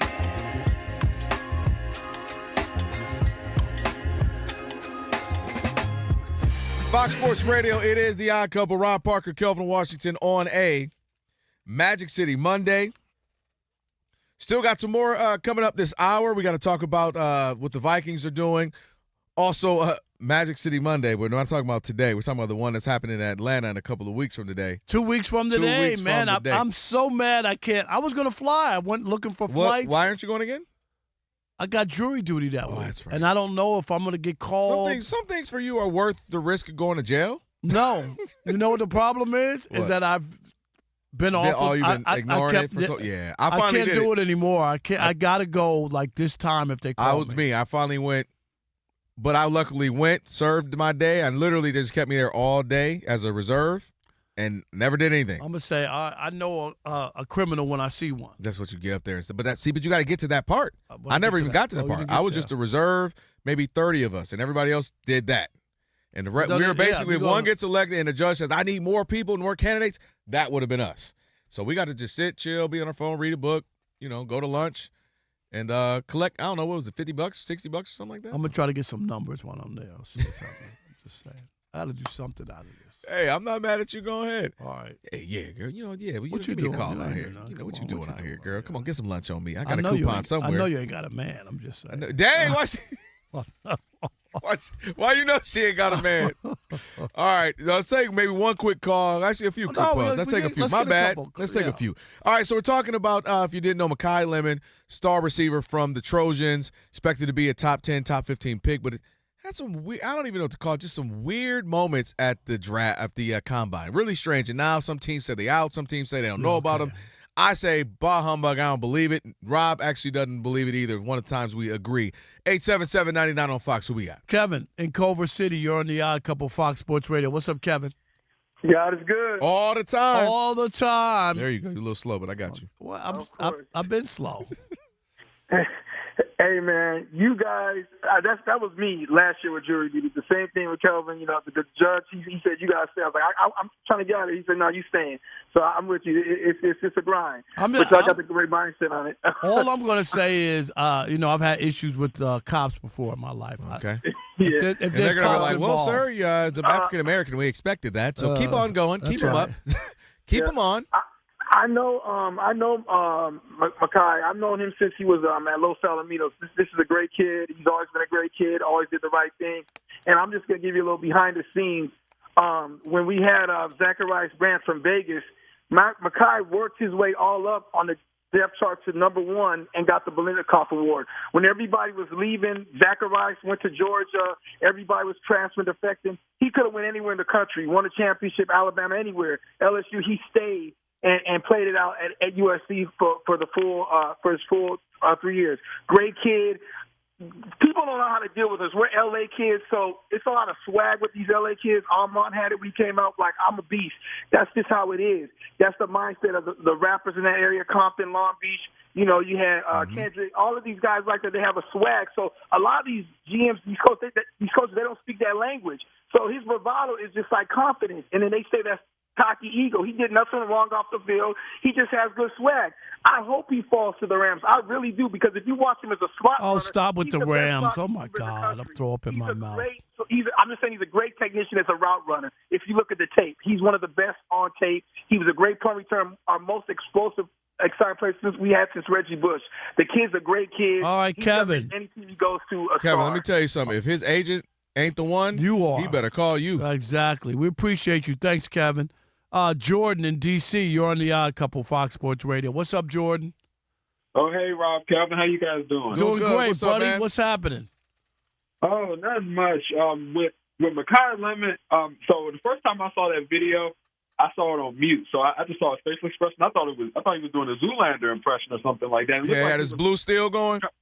Yeah, it sounded like he gets into his modeling bag. But as far as affecting his draft stock, I think that would be ridiculous. I'm a firm believer that when someone has that much great production on tape, when playing real football, you can't let that drop. And I still remember people going crazy about Anthony Richardson's combine or Zach Wilson's pro day. Yes. How great he threw a ball in shorts and a T-shirt, and how that turned out. Thank you. No. I'm with you. I'm always going to trust the film of you playing in a real college football game more than anything. And that's why I said, like, I don't. If this were something serious, yeah. But I mean, is he a little strange? He may be coming in a little arrogant in the meetings. Okay, well, work with the young man. There's some things you can work with. You Thanks, know what I mean? Jordan. That's my opinion. Jordan, appreciate it. Yep. Hey, Sean in Sacramento. You're on the Odd Couple, Fox Sports Radio. What's up, Sean? Yo, my brothers, my boy. Real quick, man. Wings are good. Yes. Are you kidding? The wings. All the time. So Kevin, Culver City, pay this man his wings. Yes. He said wings are good all the time. All the time. You're right. You're right. I got to get. We had a that happen. Hey, Sean. We had a smorgasbord the other day, Rob G, when you weren't here. Like, I think we went overboard. Now, Rob G. The street is, Rob Parker still sucking his teeth from all them lemon pepper wings. No. Rob G, let me tell you who I'm never ordering wings for. Sean, let me tell you who I'm never ordering wings for. The person sitting to my right. What? I heard. Mary, it's one thing to, like, order. I left the room like, order this. I said, order this pack, this family pack, whatever. I come back in here and I hear him talking. No, just order this. Just do this. Just click this one. Do that. And I come back in, Sean, and it went from like whatever dollars to $30 more. Best Router had a private catering by Wingstop. Yeah. So I know. So yeah, Rob G, I'm only ordering food when he's not here. Pulling the curtain back real quick. I had that event with my daughter. That's why I missed on Friday. Yes. But I'm driving to it, listening to The Odd Couple. Well, you were listening to the show. Are you okay? Yeah, my daughter's like, Daddy, what are we listening to? I'm like, oh, these are the guys I work with. This is the show I'm on. Oh, cool. And the part they hear, we go to break. Kelvin's doing a tease. Rob runs into the studio to get more wings, so there's like a dead air for a few seconds. Yep. Stick or stay. America. Yeah. You must have been listening. Yep. That boy had 27 wings. I've never been more embarrassed to be like, yeah, that's the show I work on right there. Rob G, who does that? I put my card in and say, yeah, just order that. When I come back, he's like, yeah, just put Come on, we need more of that. Add 10 more to get my own fry. Sean, where are you on lemon, real quick? Real Not quick, pepper man, wings. Rob G daughter ain't never calling him to do to represent your job day. But man, on this, man, look, it's just a zestier, sassier generation of men, man. I wouldn't be surprised if bro did that on purpose just to make sure he slides, to Kevin's point earlier, to a team that has a better roster, better GM, and just better overall team, man. I'm not mad at bro. Like Rob G said it best, man. Little Uzi Vert got all these dudes acting a little sassier. Don't let that affect the way you looking at they tape, bruh. Lil Uzi Vert is funny. Sauce it up. All right, there you have it. Appreciate it. They're all zesty. You want to get one more? I don't even know who All Rob G is right, right now. Let us get all these calls. You all right today? All right. We're all right. I mean, we All took right. it to like 19 after. We kind of owe it to them at this point. All This is right, our fault. Andre in Massachusetts, the last one up on this. Andre, you're on the Odd Couple Fox Sports Radio. What's up? What's going on? Thanks for taking the call. Since when are these wide receivers not out like they're auditioning for the Supremes? Is he the first prima donna to play wide receiver? Are we new to this? Do we not have Terrell Owens, Michael Irvin, all of these receivers who didn't exactly comport themselves, didn't act 100%, walk the line like everybody else? So it's preposterous to me. He plays a position that's built for individuality. No doubt. 1,000%. I mean, that's what it is. 100%. You know that. And again, it wasn't anything criminal to me. Like I said, they can go home, shoot off a couple texts, laugh at him, and that boy kind of strange, and laugh and move on. But he didn't do anything wrong to me. So, and again, I wasn't in the interview rooms. They say some of them say he bombed. I don't know, but I still think he's too talented for somebody to really reconsider. All right, appreciate that. We're going to check in with Steve Sager, get you updated. We'll come back and talk a little bit more. The Sager. What'd you say? My goodness. Sager. He's only worked here for 40 years. Steve DeSager, and we're going to talk a little bit more about Magic City Not Monday Corey in 2 weeks. Corey Seager. I think I've been doing too much Dodgers is what it is. Steve's fine. Milwaukee's Giannis Antetokounmpo has returned to the court tonight in a home game against Boston. Back from the strained calf. He'd been out for over a month, missed 15 games. Now his team is down to the Celtics at the half, 57-43. Giannis in 14 minutes does have 12.7 rebounds. Boston is winning without Jaylen Brown, out due to illness tonight. Washington has lost 4 in a row. They're losing at home mid-third quarter to the Houston Rockets, 76-69. Trae Young will make his Wizards debut on Thursday. He's been out since late December with knee and quad injuries. Denver at Utah in a half an hour. Utah's lost 5 straight. The late game will have the Clippers at Golden State. Oklahoma City star Shai Gilgeous-Alexander, who scored 30 points in Sunday's win, will miss Tuesday's game, managing an abdominal strain. Donovan Mitchell of the Cavs will miss a 4th straight game on Tuesday with a strained groin. Cooper Flagg of the Mavericks is doubtful for Tuesday with a sprained foot, so he could miss an 8th straight game. New Orleans Zion Williamson is questionable for Tuesday at the Lakers. He missed Sunday's game at the Clippers with a sprained ankle. Anthony Edwards of Minnesota is the player of the week in the West. Detroit's Jalen Duren, player of the week in the East. Guard Tyus Jones signed with Denver. He was waived by Dallas on Friday. And Mason Plumlee of the Spurs is out again Tuesday. He's been out since December groin surgery. Just signed for the rest of the year, though. In college basketball, #1 Duke leads at NC State 67-46 with about 10 minutes to go. In a half an hour, it'll be #6 Iowa State at #2 ranked Arizona. Duke, by the way, got 55 of the 59 first-place votes in the new AP poll. Miami of Ohio, 29-0, is up to #19 in the country, its highest ranking since 1953. St. Mary's is in at #21. Selection Sunday for the NCAA tournaments is a week from Sunday. The women's basketball regular season ended this past Sunday for most teams. Rutgers today fired women's coach Coquise Washington, who went 11-61 in conference in her 4 seasons, including losing her last 11 games. In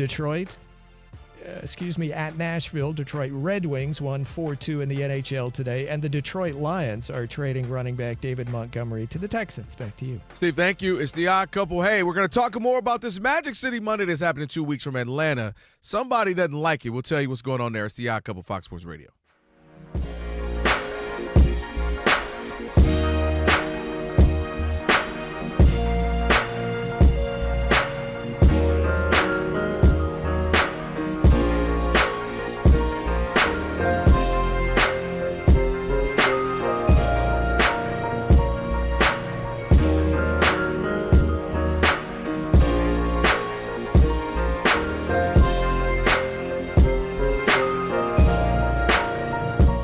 Phil Jackson famously said that if you're going to win a championship, you got to win 40 games before you lose 20.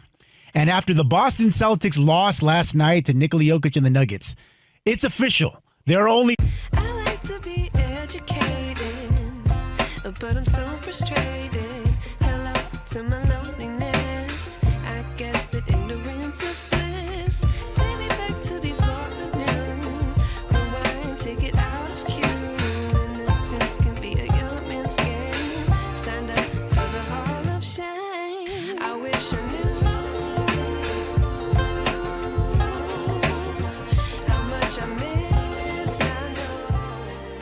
All right, Rob, let's get into it.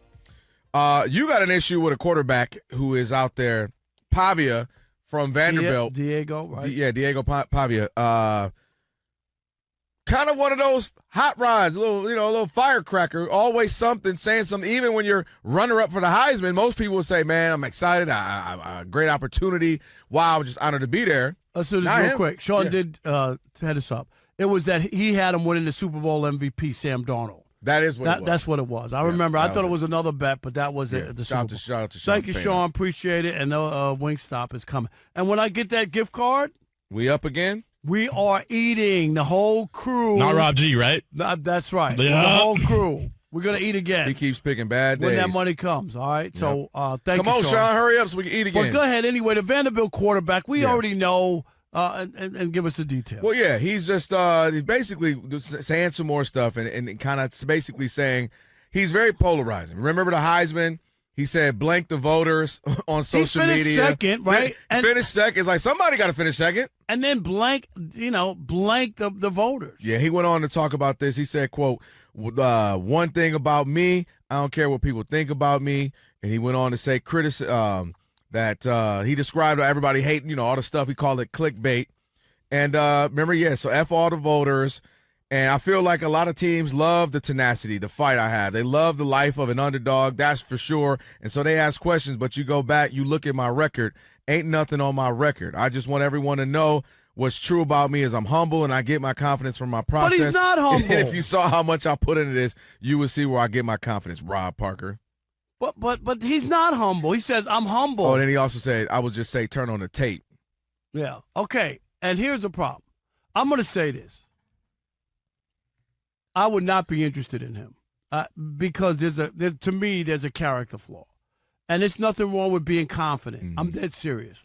Like the behavior, I get it.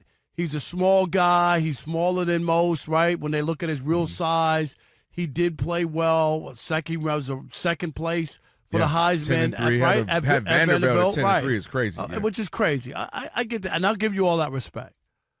But there's a degree of how you handle yourself as a professional. And it would bother me that it's the same thing. What did we talk about with Jackson Dart, right? Like, dude. This is how I've been playing since all my life. That's good. You're in the NFL now. No. You don't get it. These are big boys. Keep putting your shoulder down and running into people. You won't be a quarterback for a long time. And in this case, it just rubs me the wrong way. I love people who have confidence. I have confidence. I understand what that is. And, yes, you've overcome all these hurdles. But to just be so out there when he could have, the first time he was upset. But to continue this thing and I'm not changing, this is who I am, and all this kind of stuff, I just don't know who wants to bring that into the locker room. You got to, and if you were 6'4", and Justin Herbert kind of a thing, yeah, you know what I mean? Josh Allen walking in there, Cam maybe. Newton. But that's not the case. We got basically Napoleon Bonaparte at quarterback. I'm just saying. I'm done dealing with you right now. Look, I and hear his hand you. is in his jacket. I'm just saying because he had agita. But my point is, that's not going to fly when you're not that. You got to be when you're not that guy. How's that? That's not going to fly when you're not that guy. I like that rhyme. I like that. Here's my thing. I'm going to take a flyer on him because I don't have to worry about him. We just had Adam Kaplan on, and he was saying aside from Mendoza, Ty Smith might be late round, first round, maybe early, mid-second round. This is not a very quarterback-driven draft. So I might take a flyer out on him. You know what I mean? I might. Even though Adam Kaplan talked to you about Pickens, not the maturity level. That's what scares me. It's not his football. It's his maturity level that I'm bothered by. But his maturity concerns aren't quite the same. Pickens not showing up. Pickens not working. Pickens being late to things. They had to put in provisions and make sure he would be on time. That's a lot different than, this guy might be a little cocky, a little arrogant. So right now they have him in a range of like 5th or 7th round. Obviously, you could slip out and be a free agent. But I might take a flyer on him, man, because his productivity was there. He can't older. see over the line, though. The college is different from the pros now. I don't disagree with that, but I'm saying like that's the issue. if he was like a stud-sized quarterback, and really then you might Fox overlook Sports it. Radio. Odd couple, Rob Parker, Kelvin Washington on a Magic City Monday. Going to have a little further conversation about that because we had it last week, but then some news came. We'll get to it in just a second. For over 40 years, Tire Rack's been helping customers find the right tires for how, for what, and for where they drive. Ship fast and free, backed by free road hazard protection with convenient installation options like mobile tire installation. TireRack.com. It is the way tire buying should be. Mary, you asked a great question, you and Rob G in there. I'm going to take that to my Instagram. We don't have to talk about it now, but it's not up for debate. They said which decade had the best R&B, 70s and 90s, and you would think it was the younger one, Mary, with the 70s. So I'm going to put that on my Instagram. That's a good question. All right, Rob G.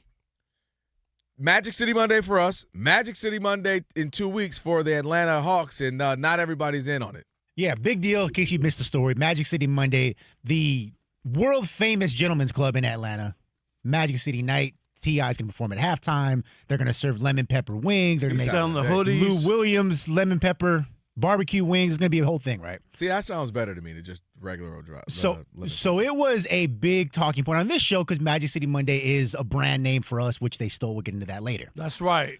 Trademark infringement. And as excited as he gets, I'm not sure he's not like a 0.1% owner. Big facts. The way you get so excited. Big facts. The look on your face last week we started talking about this. Considering the way y'all got into it, you can assume that there's going to be people around the league who also felt some kind of way about it, right? Well, Luke Kornet, the backup center of the San Antonio Spurs, wrote a lengthy blog post about Magic City Monday, and he is calling on the NBA and their constituents to cancel it. And here's what he said. I'm going to read it in part.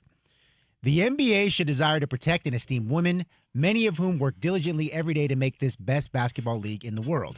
We should promote an atmosphere that is protective and respectful of the daughters, wives, sisters, mothers, and partners that we know and love. Allowing this night to go forward without protest would reflect poorly on us as an NBA community, specifically in being complicit in the potential objectification and mistreatment of women in our society. Are you ready? Yes. Backup centers should be heard, should be seen, not heard. How's that? What, like, you want to talk about misreading the room? And we talked about it. Mm-hmm. Sell out overnight. What is sell out in record? Yeah, record time. Record time.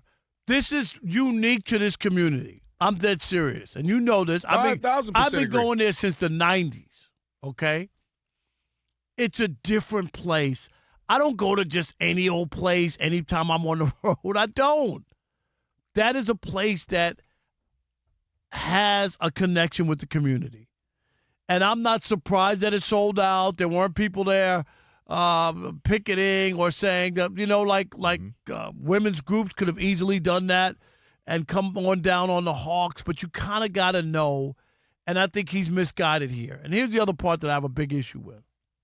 Where was your blog or your lengthy blog about gambling? And you know why there's no blog about gambling? Because gambling's legal, right? And the NBA's in bed with gambling. And guess what? So is working at a strip club. They pay taxes. It's a legal business. It's not illegal. If it's illegal, he has a leg to stand on. You might not want to take part in it, which I respect and I have no issue with. It's a legal business. This is how women in that place or whoever make money. They got to pay for school. They got to get diapers. Are we ever going to get rid of that theory? I'm just saying. This ain't, you said 92 whenever you started going. 91. This is 91. They just making money now. School schmool. And I ain't saying nobody. You don't know that anybody's That's why I just said I don't know. Well, you would know better than I. But let's not act like that. It's a new what used to be taboo. All you got to do is turn on your Instagram. Somebody either they're there partying, Mary agrees. They're either there participating, having fun, or they're dancing, or they're girls who wish they were dancing like the dancer. It's a whole what used to be taboo and underground is no longer the case. It's very popular. So to lead to your point, all the songs that they mention, they mention Magic City and all that, and you hear them all, especially in Atlanta artists for the last 20 years. They've been rapping about it. But my point is, I told you I don't have a problem with if that's your personal preference. You want to go out? I don't have a problem with. Who am I to tell somebody what they need to do? Right, you do your life, and this is not something you've never been there, right? My only thing. No.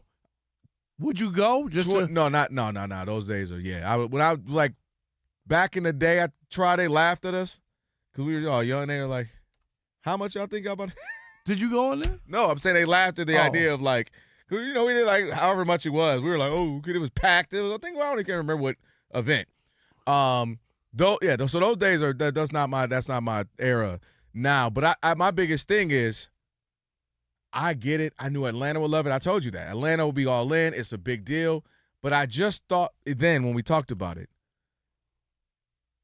that the NBA being tied to it is just one of those you can, but should you? But you can because it's legal and it's no big deal. But there's OnlyFans also sponsoring events like sporting events. OnlyFans specifically the NBA. I'm not saying they're not sponsoring axe throwing on somebody's. But I'm just saying like the whole thing has changed.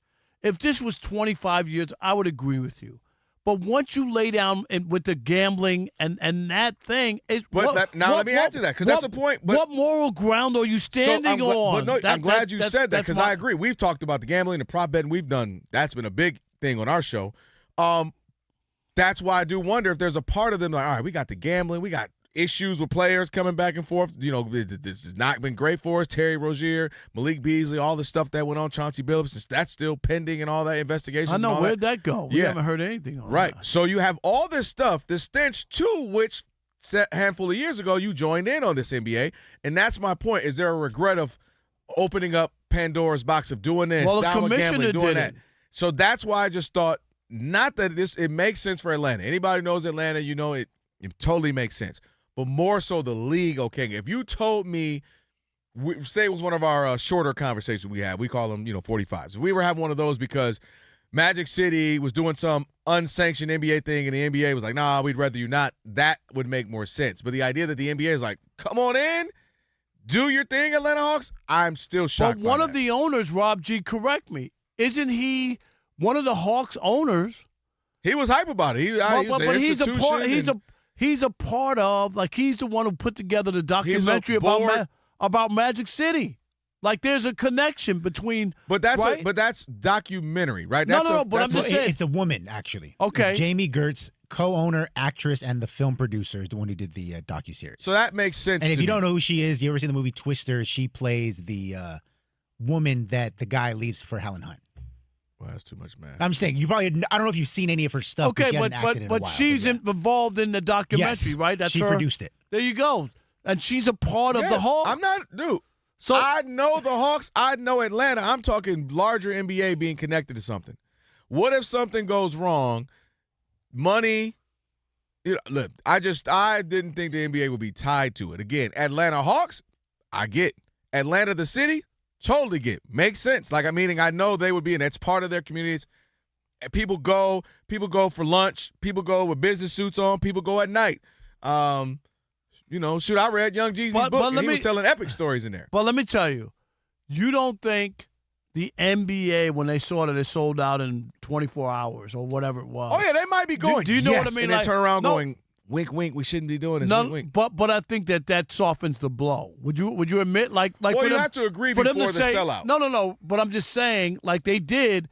But then it's like we didn't see any stories of people picketing outside the arena, State Farm Arena, saying we don't want this in our town. Do you know what I mean? Don't disrespect Chili like that. Well, Chili was out there. He was the only one. Chili was out there. Dang it, Chili brought his fam, and they were out there. But you get my point, though. Yeah, it wasn't a fuss. I might shoot a few texts. I got people down there to see like I didn't see any fuss. Rob G, did you see any Nor fuss did I. in Atlanta? Like, that's none. So what if there's an opposing player? I'm just hypothetical. In this case, we know there's one, and Kornet. He's the only one that I heard. But what if there's a, like the game in which I'm playing is associated with that? Like, I'm just coming in town for our game tonight this Monday. It happened to be Magic City Monday. Jonathan Isaac, he plays for the Orlando Magic. That's great. They're playing. He is a devout Christian. He does speaking engagements. Yes. Famously preached at a local church, and none of his teammates showed up, so that was a big deal. But I'm sure he's not happy about it. Okay. Don't go.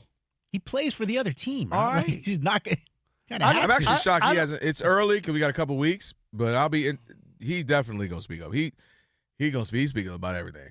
So that's fine. And everybody, you can't please everybody. The bottom line is it's a part of that community.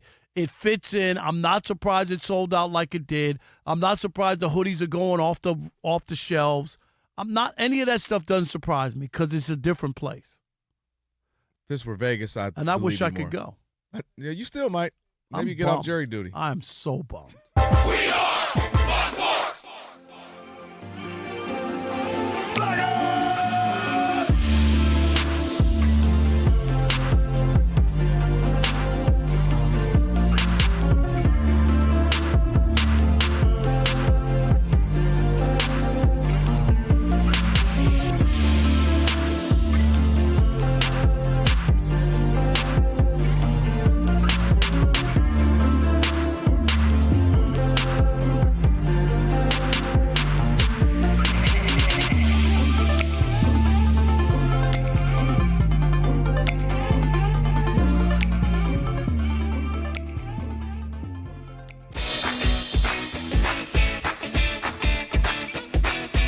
It's the Odd Couple. You know what time it is. It's your boys. Let's get it. The Odd Couple is fun. Check. And informative. Check. What's up, America? You want to talk sports with one and a half of the best-looking guys in the game? That game was incredible. You are wrong. You'll be king of the water cooler. What's it like working with Rob? Rob in his mind is like Chris Rock mixed with Richard Pryor, so I'm running out of fake laughs. Ha ha, Rob. Rob is very passionate. Son, you ain't ready for this. Well, I don't have BS in my game. I'm straightforward. I'm honest. You say Brady's the greatest quarterback of all time, but Eli Manning beat him twice. And, of course, it doesn't hurt that I'm right most of the time. Kelvin is the nice guy, wants to make everybody feel warm and fuzzy. You done? Let me tell you the truth. I bring the energy, a youthful energy. Rob's not gonna see this, is he? And I bring an honest opinion. Michael Jordan, I can't take it anymore. I need a break. I'm gonna go play baseball. Trash Talking Tuesday is the best. It's a great opportunity for folks to call in and they get to trash whomever. Who you trashing, Roger? I'm trashing LeBron James and Michael Jordan. Oh, okay. They can't even hold Wilt Chamberlain's shoes. Stop talking about the king like that. It's a new era. Let LeBron be the best, please. I only recognize one king in the United States, and that's Burger King. The connection with the Odd Couple audience is incredible. We really invite them in. And they can relate, whether it be things about our own personal lives or our takes on sports. Love you guys. You guys are killing it. Hey, we appreciate you. Thank you for rocking with your boys. They feel like it's just my guys, just my friends, and they join right in on the show. We talk with the listeners, not at them. Obviously, you can listen to us live, but you can still check out the podcast. You can check out our YouTube. You can check us out on social media. So in any way you want to get it, you can get it. Yes. There's some yelling.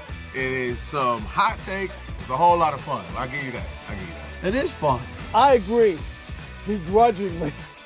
The Odd Couple. Sports talk that's too good and too fun.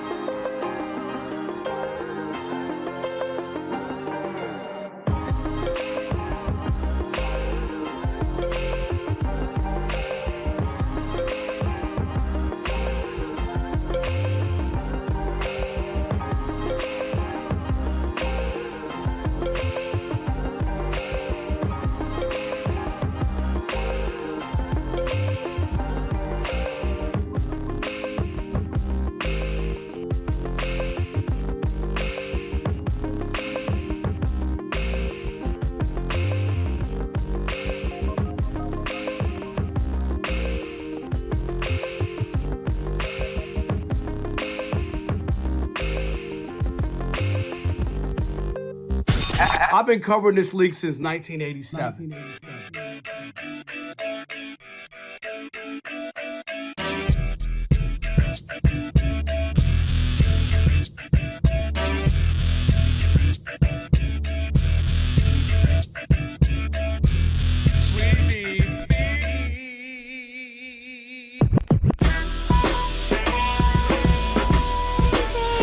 Can this sports writer and this sports fan share a radio show without driving each other crazy? Now, live from the Fox Sports Radio studios, here's Fox Sports Radio's Odd Couple, Rob Parker and Kelvin Washington. It is the Odd Couple, hour number 3 on a Magic City Monday. Rob Parker, Kelvin Washington, and when cold weather sets in, everyday aches and pains can linger. That's right, but Alev's got your back with up to 12 hours of body pain relief per dose. Aleve keeps you going with long-lasting body relief this winter. That's right. Try Aleve. Use as directed for minor aches and pains. And also don't forget, with the iHeartRadio app, you can stream us wherever you happen to be. Catch us and all the fine Fox Sports Radio shows live 24/7 in the new and improved iHeartRadio app. Just search Fox Sports Radio in the app to stream us live all day, every day. And be sure to select Fox Sports Radio as one of your presets in the iHeartRadio app, and it'll always pop up to the top of the screen. Don't forget, Brentley Weissman will, the former NFL scout, will talk with him in about 28 minutes. Last call. In case you weren't able to get into the program at any point earlier tonight, you'll be able to get in on the last call here on the program. So a lot to get to here in hour number 3. Rob G, any odd mob stuff, anything we need to clean up before we start talking about this interesting topic to me about the NBA? Yeah, just a couple of comments related to the Magic City discussion we had at the end of hour 2. In case you missed it, Luke Kornet, Spurs backup center, calling for the boycott and end of Magic City Monday, the promotion coming up in Atlanta in a couple weeks. TB747, trust me, not all the women in there will be getting paid. Some will be paying.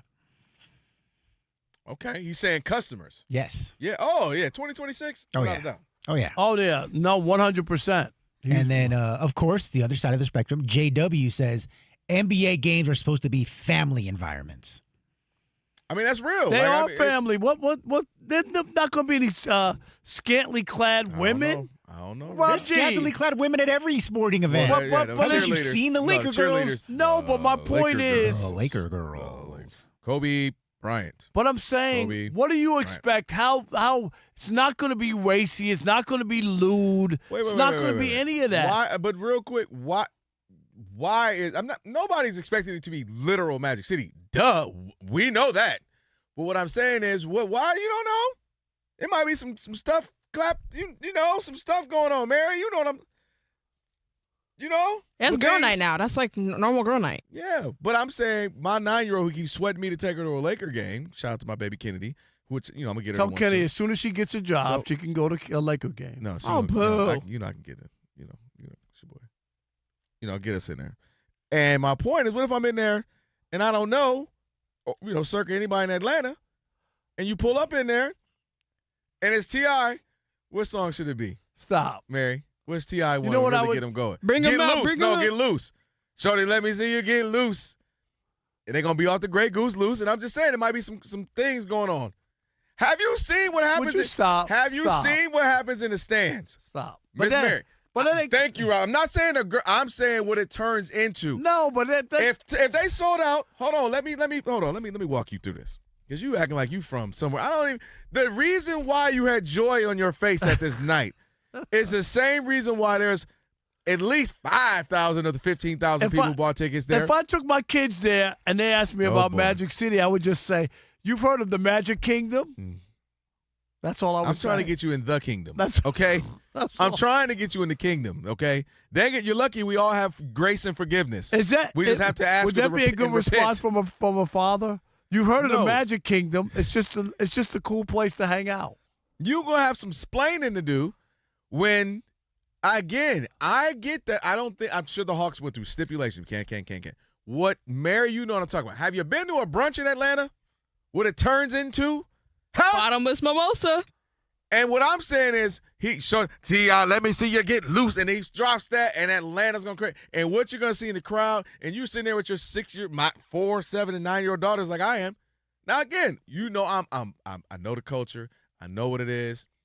You know, your boy was young at one point in time in life. I know what it is. You're gonna be disappointed when this thing turns out to be fine, no big deal. I don't disagree. People with hoodies, no incidents, no issues. People with hoodies. That's all it's going to be. And we'll be good with that. I'm not saying it's going to be the raunchiest thing. I'm not even questioning that. I still can't believe the NBA okayed that. You got to give me that. I can't. Well, Adam Silver doesn't say no to anything. Adam Silver, we ain't even heard from him in a minute. And you're not going to hear whatever y'all want. I'm going to sign off on it. Do we get money? Are we getting a full stadium? Are we got a full arena? We How much money? longer in his contract? Will the players play hard in this one? Yeah. Yep. Okay, we'll do it. They might. Hey. What'd you say? Rob G, the joke writes themselves. The jokes write. Rob G, what'd you say? Rob G, you got to relax. The jokes write themselves. For the first time in league history, at least since players will actually play hard. That's right. That was a good joke. That was good. All right, now Kelvin's with it. If you could just do us a favor, cameraman. Waist high. Waist high. You ain't. Let me the players. Let me tell you about a halftime show, Rob G. Players are going to be in there. Coach is going to be in there real quick. All right, guys, they're going up. We can play his own ready to get ready break. They're going to be right back out there. You know I'm putting this up on Twitter, right? I got to put this on Twitter. I got to put this on They're going to be right back up there. Well, who gets credit for the joke? Me. What are you talking about? I'm going to acknowledge Rob G's subliminal joke that he didn't even know that he But he didn't know he said it. I didn't plan to make it that kind of a joke. So I get the joke. Wait a minute. We all put it together. Okay, Everybody had a piece was a of it. collaborative There's no effort. I in team. You know, Right? fine. Yeah. All right. Well, while you're getting that tweet up, speaking of playing hard, 2 NBA players that have historically played very hard are LeBron James and Steph Curry. LeBron James. They were supposed to square off on Saturday night on prime time on ABC. Problem is, Steph's still dealing with the knee injury. Lakers roll by 30. That's not the story. The story is that before that game, on Friday afternoon, Steve Kerr was on the radio in the Bay talking to a friend of ours, Mark Willard. Shout out to Mark Willard. Shout out to Saw him at San Francisco. Did That's you guys right. see him? That's what I did see, Mark Willard. He Shout used out to to be my Mark. old partner He when I worked with first everybody started here. here. He We love literally Mark. had. Like, I've done shows with him, Mark. Yes. Legitimate friend of the show. So Kerr was on Willard's radio show, 98.7 The Game, and Willard asked Kerr, tell us, in your opinion, how you think the game has changed, or how these two specifically have changed the game of basketball in their 20 years or so in the NBA. Here's Kerr's response. Take a listen.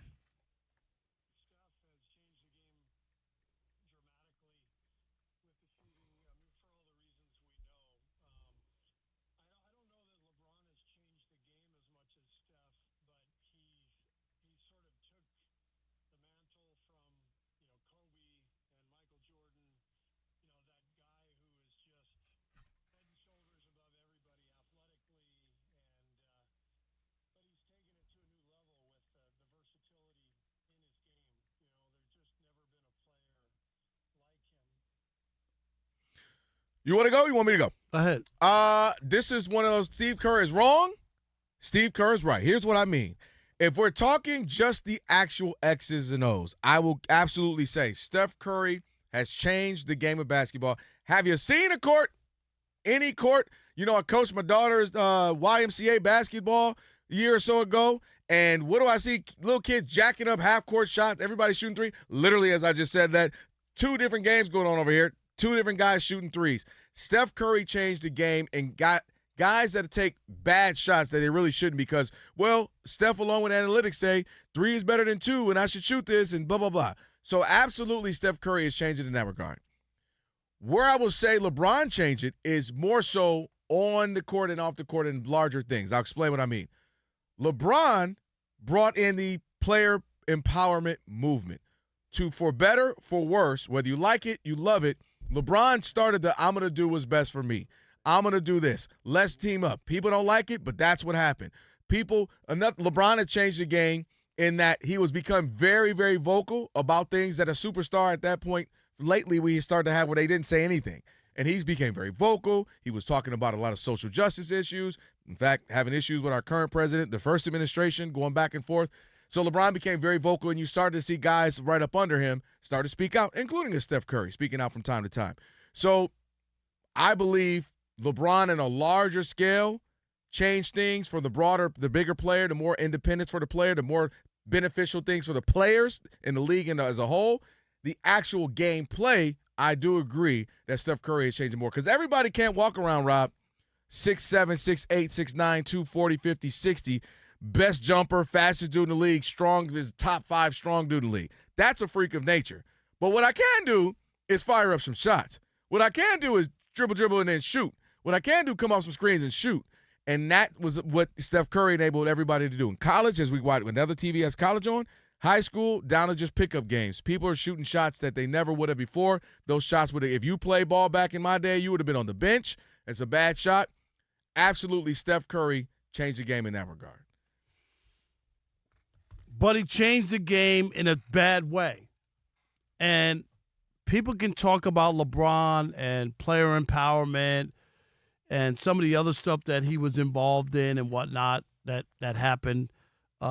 He partly wrecked the All-Star game by not taking part in it and kind of downplaying it, and people followed his lead, and there's other stuff.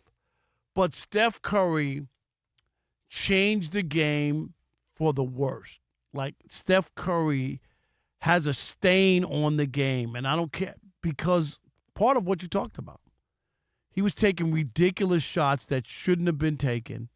Under most circumstances, coaches would have pulled guys out of games, just heaving up three-quarter shots, half-court shots, ridiculous shots in moments. And not only did those things be bad, other players who had no business taking those threes also decided. That's what made it bad. Right. But because he was making them. And if Steph Curry had missed some of those early on, they probably could have corralled him in and said, dude, what are you doing? Like Steph Curry, you can talk about all those big shots. That dipsy doodle behind the back pass in the finals. In the finals was like threw the trophy out of bounds. Am I right? They made a meme, and instead of the ball, it was the trophy. I mean, like that was the most ridiculous thing I'd ever seen. In a big game like that, he's doing up to Klay Thompson, right? That went out of bounds.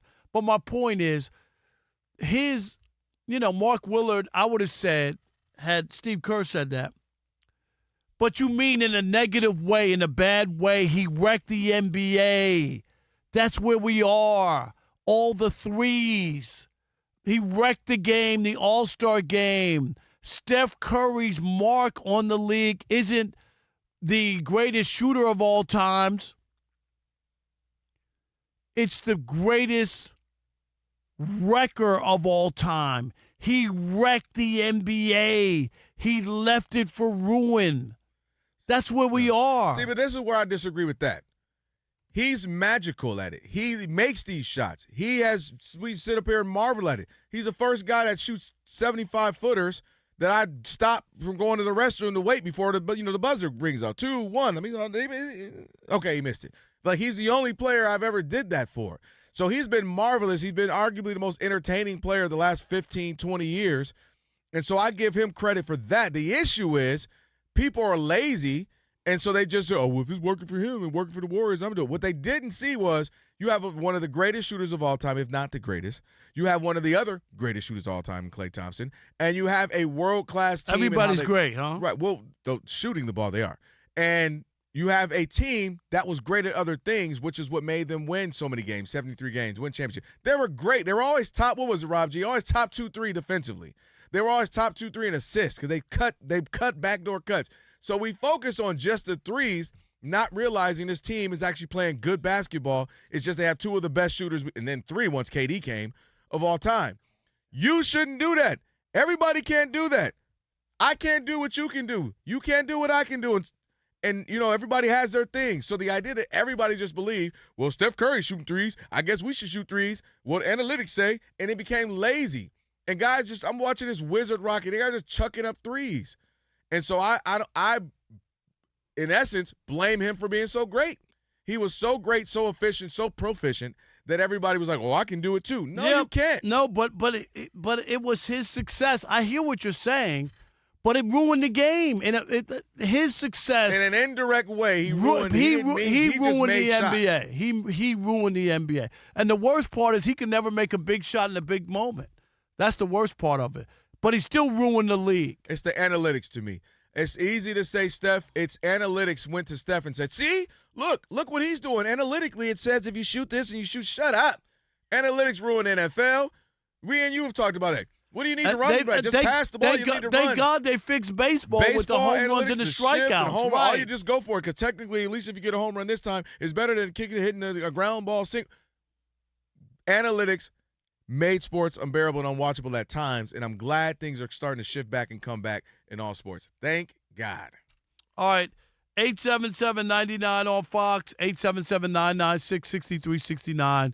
Who has changed the game more, LeBron or Steph, and have they changed the game in a more positive or negative way? We'll continue that conversation next with you, Rob Parker, Kelvin Washington. It is The Odd Couple, where we bring you insight, not noise, right here on Fox Sports Radio. Stick and stay. Unless you're not playing hard in the US of A.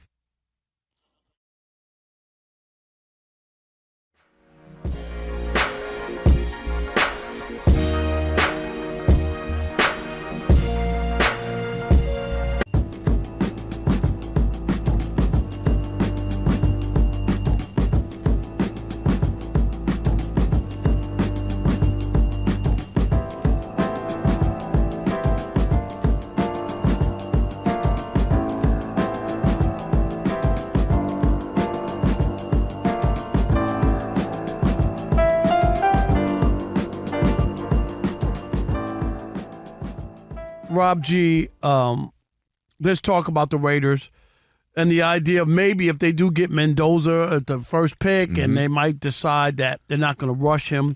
The general manager was talking about whether or not that he starts right away. Yeah, everybody's talking about the Raiders these days, right? Like they're the top topic of conversation across the No. Of course, you know why? Because they're not playing any football, so they're when they play football, they're irrelevant. Woo, you ain't lying. Off season is big for the Raiders. I can say that as a Lions fan. Right. You ain't lying. It really is. Now, yeah, you mentioned it. The Raiders GM John Spytek was at the Combine this week. They're all at the Combine right now, and the consensus seems to be that they're going to take Fernando Mendoza number one, even though they can't say it out loud. They're going to take a quarterback. And one of the media members asked Spytek about the idea, if you're going to take Mendoza or any other quarterback, starting him week one as your franchise guy. And Spytek said, quote, I think you want to limit the amount of pressure on that guy from the start. Now, if you have a young quarterback, I'm not necessarily in favor of running him out there right away either. So another quality player that can play the same position if you have a young quarterback. And this kind of echoes something that Tom Brady said about a year and a half ago. Before he even became part of the Raiders organization, he told friend of the show, Stephen A. Smith, we call him Steve, that it was a, quote, tragedy that teams nowadays are throwing young quarterbacks into the starting lineup right off the bat before they've ever really learned how to play the quarterback position in a classic way. He says that rather than having them get to the level that they need to be, we're moving our franchise back to the level that they are to help them play right away. That's one time that I agree with Tom Brady. Like, there's something to it. Breaking news. No, but there's something to it. And breaking news from Fox Sports.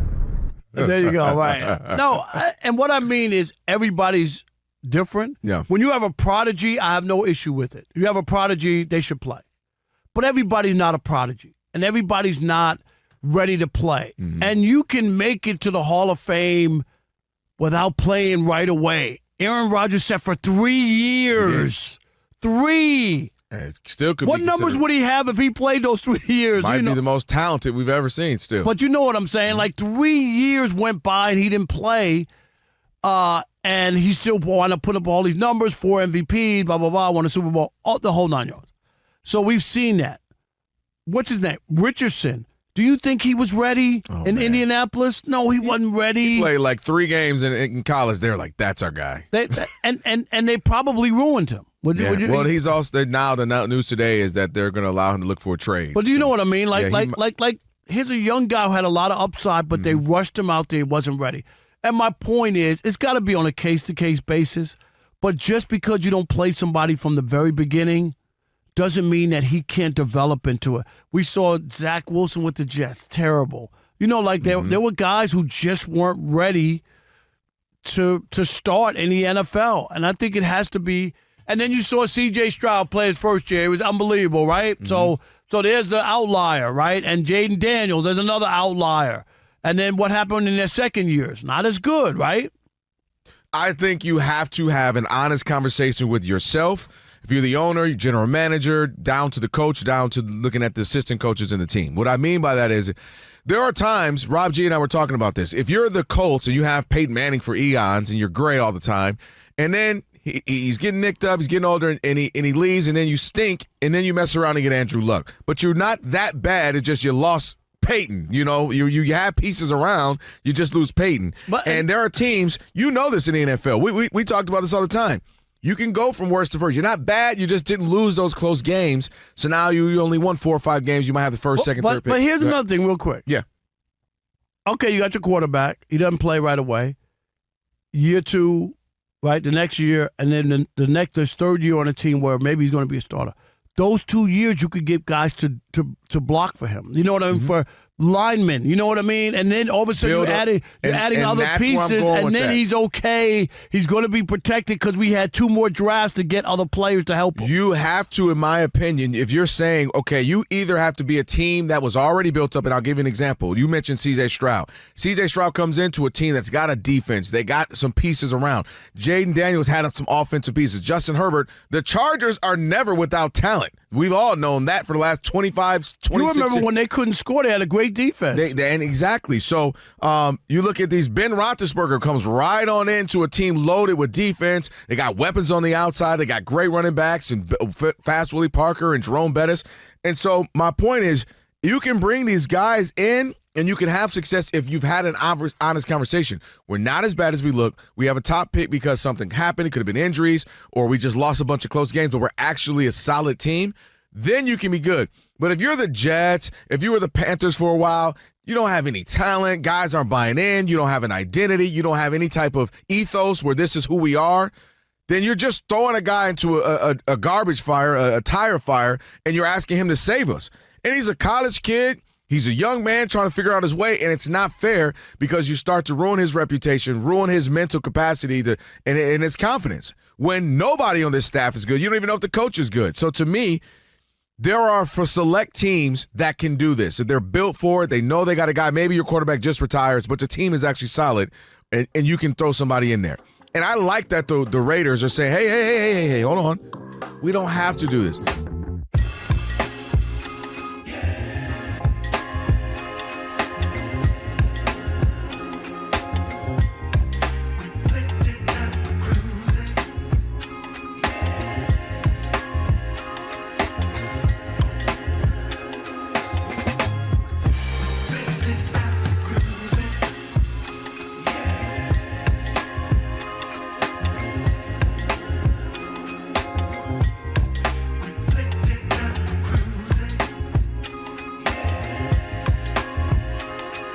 Fox Sports Radio, odd couple, Rob Parker, Kelvin, Washington, on a Magic City Monday.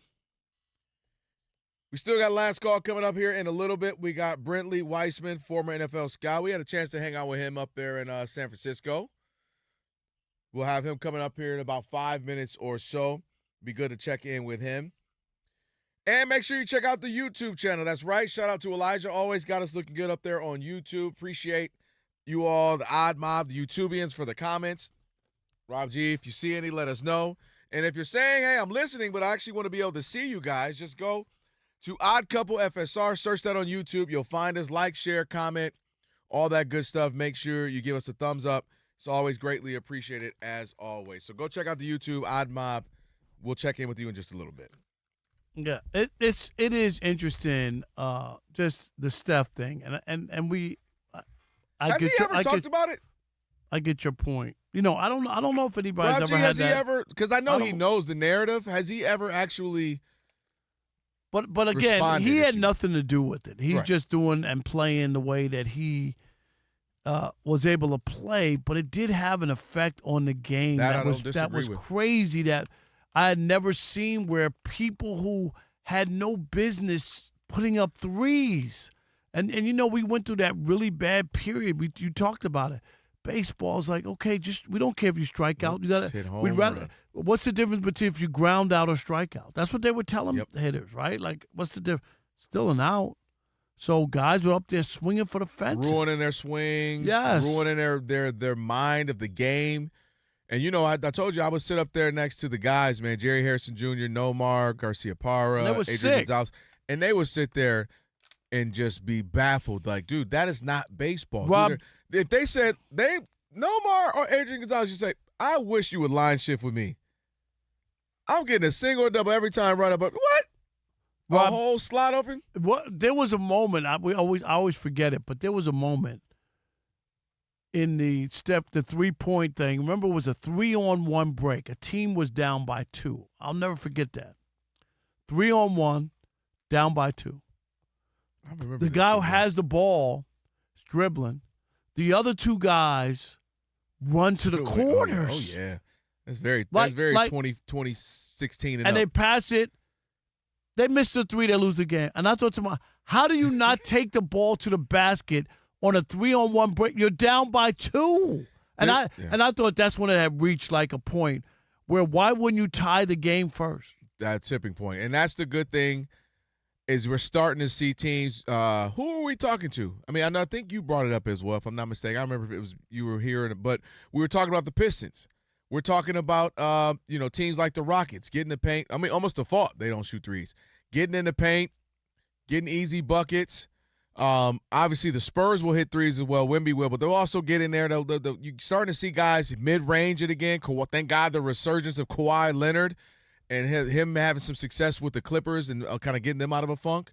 So you're starting to see it now. You look at teams like the Cavaliers, they'll play big down there with Mobley and Allen and Donovan Mitchell penetrate, getting in the hole, James Harden getting in the paint as well times. So thankfully we're starting to see mid-range guys moving the ball around again because it was just a 3-point fest. And like it was almost like big dudes who never got to shoot in high school or college got to shoot now, so they were just jacking up terrible shots. And coaches were like, okay. Okay, well, analytically speaking, it makes sense. No. Can we just get back? Wait, why did our Mary sound like the lady from Get Out? No. Rob G, you felt me on that. No. You in that sunken place. Nah. I don't know. Don't make me stir the tea on you. Yeah, so I that's why I think Steph Curry. But I'd be interested to hear. I know he's had to have spoken on this. I can't remember because that is a lot of people's thoughts. How do you write that in the history or his obit? Hall of Fame or his obit? Like, how would you write Steph Curry in the obit? Like, who revolutionized the 3-point shot, the all-time 3-point maker. Do you know what I mean? That has to be included in there, wouldn't it? I doubt they. Don't you think that's unfair to him though? Because no. He's good at it. Don't get me wrong. I'm saying, but change the game. I'm not saying in a negative way. I don't think they would write it that way. But he changed the game. He changed the game. Where people started taking more threes than ever before. Here's a question. That's what I'm saying. We don't got time for this. Might be like a summer topic. Who do you think changed the NBA more, Steph Curry or James Harden? Because I would argue James Harden all day long above Steph. No, I still go Steph. Because nobody else plays like Steph. Is the difference? No, but everybody tries to play like James Harden. They take the shots that Steph do. They I'm not started even being taking funny. right, Larry Bird, he was the greatest shooter of ever. We would always say until Steph. He averaged like 3 attempts. Yeah, but nobody shoots like Steph. Like nobody is off ball running around 25 different screens the way Steph is. They may not get the shot off like Steph. I'll give you that. James Harden, they let that thing fly. Everybody thinks they can play like James Harden. High pick and roll. Either I'm gonna go to the rim or I'm gonna shoot a step back 3. But my thing is, when they started just putting up threes, it was because of Steph's success. And they were like, "No, we." And if he was just having success without winning, but they didn't only shoot threes. Houston only shot threes. No, but I get that moment. I'm deep in the weeds on the basketball conversation. I love it. They played backdoor basketball. They were doing all kinds of stuff. I know, but it was That's what I always say that. I agree, but it was his shooting where people started shooting more. You know what I mean? I And will that- add Klay Thompson to this. And it was People ignore the back cuts, the cut. Draymond averaging a bunch of assists. Iguodala a bunch of assists. They got a lot of easy buckets from their ball movement, and a lot of it came from those running off picks. All right, Brentley Weissman, great conversation. Brentley Weissman on the way, former NFL scout. We'll talk to him as we got the combine going on right now. Steve DeSager, we're going to get you updated. Hey, Steve. Hey there, just 4 games in the NBA tonight. Houston has just sent Washington to a 5th straight loss, 123-118. Alperen Şengün, 32 points, 8 turnovers in the wing. Teammate Kevin Durant, 30 points and 6 turnovers. Boston's going to win at Milwaukee. They're up 96-69 over the Bucks with under 6 minutes to go. Jaylen Brown of the Celtics is out tonight due to illness, but for Milwaukee, Giannis Antetokounmpo finally returned from the strained calf. In 25 minutes on the court, he has 19 points and 11 rebounds. Utah has lost 5 in a row. They're down 20-12 early against Denver. The late game in a half an hour will have the Clippers at Golden State. Donovan Mitchell of the Cavs will miss a 4th straight game on Tuesday with a strained groin. Oklahoma City's Shai Gilgeous-Alexander will miss Tuesday's game, managing an abdominal strain. And Cooper Flagg of the Mavericks is doubtful for Tuesday with a sprained foot. The NBA regular season ends April 12th. All teams play that day. The play-in tournament starts April 14th. In college hoops, Duke got 55 of 59 first-place votes in the new AP poll. Duke was a winner 93-64 at NC State. Great matchup is underway at number 2 Arizona. Wildcats lead 16-12 first half against number 6 Iowa State. Selection Sunday for the NCAA tournament is a week from Sunday. In the NHL, among the 6 games, Detroit won 4-2 at Nashville. Detroit goalie John Gibson left with an injury. LA has one of the late games hosting Colorado with an interim coach for the Kings, DJ Smith. LA on Sunday fired coach Jim Hiller. The Detroit Lions are trading running back David Montgomery to the Texans for an offensive lineman and 2 draft choices. Houston plans to release safety Jimmy Ward. Washington released defensive back Marshawn Lattimore, saving cap space. The Chiefs will cut tackle Jawan Taylor. That'll put KC under the salary cap. Former NFL special teams coordinator Rich Bisaccia will reportedly join Clemson's staff. New Tigers pitcher Framber Valdez threw 3 scoreless innings in his spring debut with 3 strikeouts in a 5-2 loss to Atlanta. Back to you. Steve, have an excellent night, my friend. Thank you. It is the Odd Couple, Rob and Kelvin, on a Magic City Monday. Last call on the way, but right now, joined by Brentley Weissman, former NFL scout. We had a chance to kick it with Brentley at the down there up in San Francisco during Super Bowl week. Brentley, what's going on, man? How you What's been? happening? Kelvin and Rob, how you guys doing? Nice to talk to you guys again. Yeah, man, we're doing great. We're obviously it's knee deep in the last 20 games or so of the NBA. However, there's still a bunch of football. We know that, man. So we got the combine going on. Start with me with the combine. As a scout, we talked about this. What are you looking for when you've already seen the tape, right? You've been watching this player. You've been scouting this player, maybe even since high school. You saw it through college. Now you're at the combine. What are you looking for in particular? Is it more so the young man himself, or is it maybe intangibles that you didn't know about? He's shiftier than I thought. He jumps higher than I thought. Yeah, it's a good question. Honestly, the most important thing at the combine is the medicals.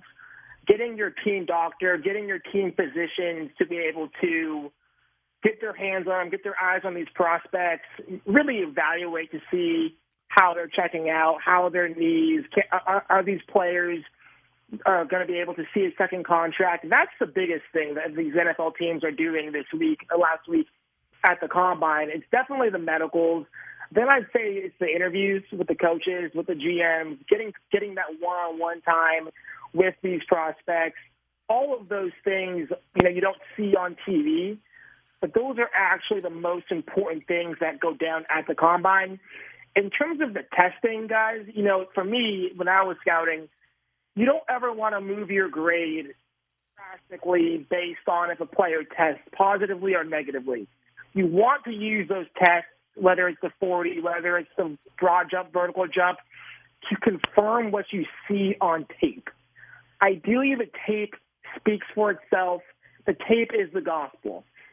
The 40 time, the agility tests, all of that is secondary and hopefully just confirms what you see on tape.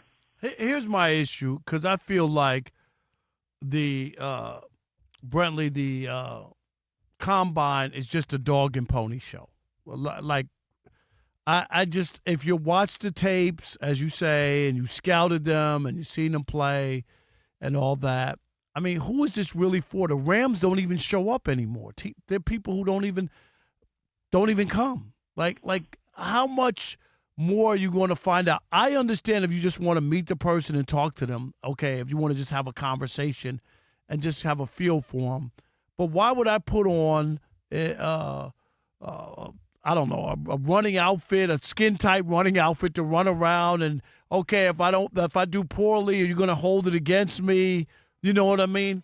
You're going to hold it against me because I didn't have a good day running or I dropped some passes, even though I played 3 years in college and I won the Bolitnikoff in the situation with Lemon, and everybody's trashing the kid for his interview or whatever it is, but this kid on tape was tremendous and should be a top 10 or 15 pick. Why? To help me figure out why this isn't just a dog and pony show or something made up so that people can have something to put on NFL Network for a few days. I think increasingly it has been more of that, just with the scheduling. It's certainly been, creating a more of a TV product than anything else. However, I do think there's still a ton of value from the Combine. Again, the medicals is so key, and that happens kind of early on in the week. And, that is definitely the first and foremost number one thing at the Combine. But I do think the Combine has other value. Obviously Makai Lemon didn't really work out. He supposedly interviewed poorly. You never know if that's true because oftentimes that could be teams leaking that, hoping he will fall to their draft spot, right? So you never want to take that fully to heart. But, for the Combine, for me, it's like you have small school kids, right, and they dominate the lower-level competition, but you don't actually know how good of an athlete they are because they might be going against players that are very much not NFL-caliber prospects. Well, getting them on the field and getting them to be able to work out opposite guys like Makai Lemon, guys like Sonny Styles, that's invaluable. So I do think the Combine, yes, Rob, I agree. It's increasingly becoming more of a TV show. Just filled thing. However, there are real valuable things you get out of it. I do wish it was less of a media pony show, to your point, but certainly I think it has a place. But the idea that the Rams don't go, that doesn't say anything. I mean, and it's not like they're a bad team. They've had a bunch of success over the last 5-6 years. They don't go. Yeah, so that to me is new. More of like nowadays there's Zoom, and so certainly like you don't have to go. Every team gets the times, and you'll have opportunity to interview these prospects. I think, like, I'm not going to judge Sean McVay. He's won a Super Bowl. He's brilliant. I think there's a ton of value in going, just getting face-to-face, in-person time with these prospects, I think is invaluable. And also, outside of evaluating the prospects, all of the deal-making, all of the agent working that happens kind of at night at the bars in Indianapolis, to me, it's all invaluable. I don't know exactly why Sean McVay doesn't go, but I think it's definitely worth going. And again, I'm not gonna criticize McVay, but if I was a GM, I would go. I would send my scouts. I would send my coaches. Brentley Weissman, of course, former NFL scout on with the Odd Couple on a Magic City Monday. I want to stay here too. When teams are scouting these players, and what we've seen is a lot of guys come, especially running backs. A lot of running backs come out of later rounds, receivers. Is there a position in particular now where teams are saying, okay, we can get that later, but and still be a very high quality player? Yeah, I think running backs increasingly, teams are feeling they can get a legit starter in round 2, round 3. I mean, you saw the Seattle Seahawks. Kenneth Walker was a mid-second round player. He ended up being the Super Bowl MVP. Even last year, the Browns, Quinshon Judkins, the Patriots, Trayvon Henderson, these are all second-round players who were big-time players in their rookie season. So I think increasingly running back is a position I think teams can get later on in the draft. Similarly, I think linebackers are a position I think teams can think they can get a starter, second, third, fourth round even.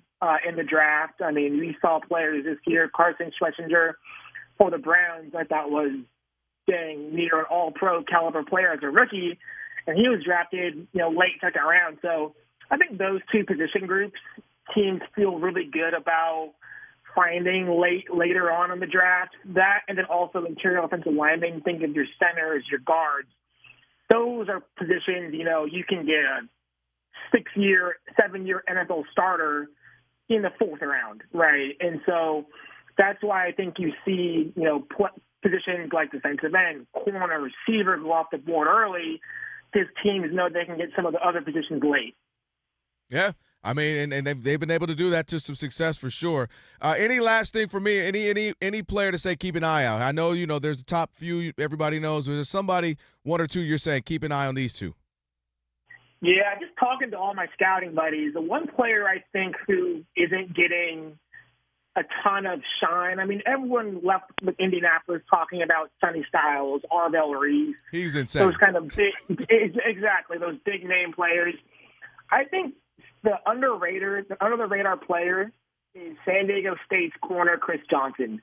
I was told by some teams, look, like if he tests well, because that's the one question that teams had on him was his long speed. Because again, playing at San Diego State, you don't know exactly who he's covering to know how truly fast he is. But what you see on tape is instincts, ball skills, a level of physicality, all things you love. He comes in Indianapolis, runs a low 4.4. And now all of a sudden you have a player with speed, with length, with ball skills, with instincts. He's patient at the line. I hear teams think he's going to go round 1 when entering this week, he was considered more of a late round 2 player. So I think that's a player that many people aren't realizing how high he's going to go. But I think he really helped himself coming out of the combine. Yeah, well, good luck for him, guys. Shout out to him. Hey, appreciate it, Brentley, man. We'll do it again. Thank you, guys. No doubt. Brentley Weissman, give him a follow. Brentley12 on X. Last call, Rob. Last call. 877-99 on Fox is your chance. You want to get with the Odd Couple. Last call. 877-99 on Fox. Hit your boys up. It is the Odd Couple on a Magic City Monday.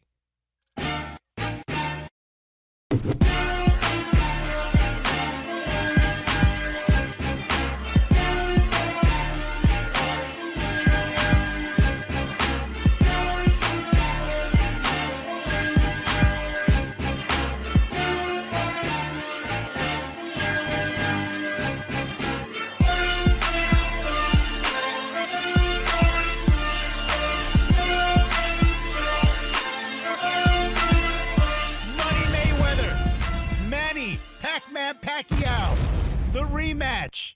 Only like a decade after the first one, but we're excited to see semantics. Because I don't know about y'all, but sources close to the situation knew this was coming down the pike for a hot second. Me and Kelvin felt real knowledgeable. I never wanted to be like a snitch and be like, ooh, we knew. But yes, it was announced today that Floyd versus Manny, the rematch, will take place September 19th, 2026 at the Sphere in Las Vegas. Stream live in living color only on Netflix. And Rob, I could tell by looking at you, you are so excited about it. I just threw up in my mouth. And I'm going to say this to you.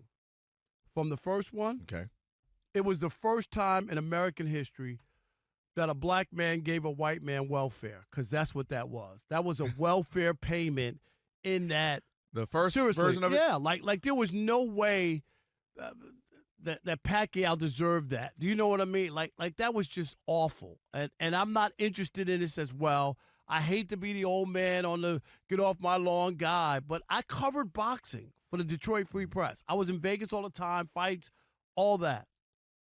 No. Do we want to see this again? Here's the problem, Rob. I don't want to see it. I know, this is one of the few times. Step away from the counter. This is the few times we are the even couple, not the odd couple, because dang it, we agree on this stuff. But here's the problem. They pulled the okie doke on us. This is why Floyd, Rob G, is a business genius. He pulled the okie doke on us. How, you say? I'll tell you how. He sets up the one with Mike Tyson. So we go, by humbug. I don't want to see this. Mike Tyson's literally 60. This is boo. Here we go again. This is trash. And then he gets you just enough of the appetite for real boxing, and you can convince yourself he's still in his 40s. Granted, he's 49 tomorrow. Pacquiao just fought, what was it, Rob G, 3 months ago maybe? Pacquiao 6 months ago? I think he fought semi-recently. So you can just trick yourself enough to go, well, this is real boxing light. This is real boxing-ish.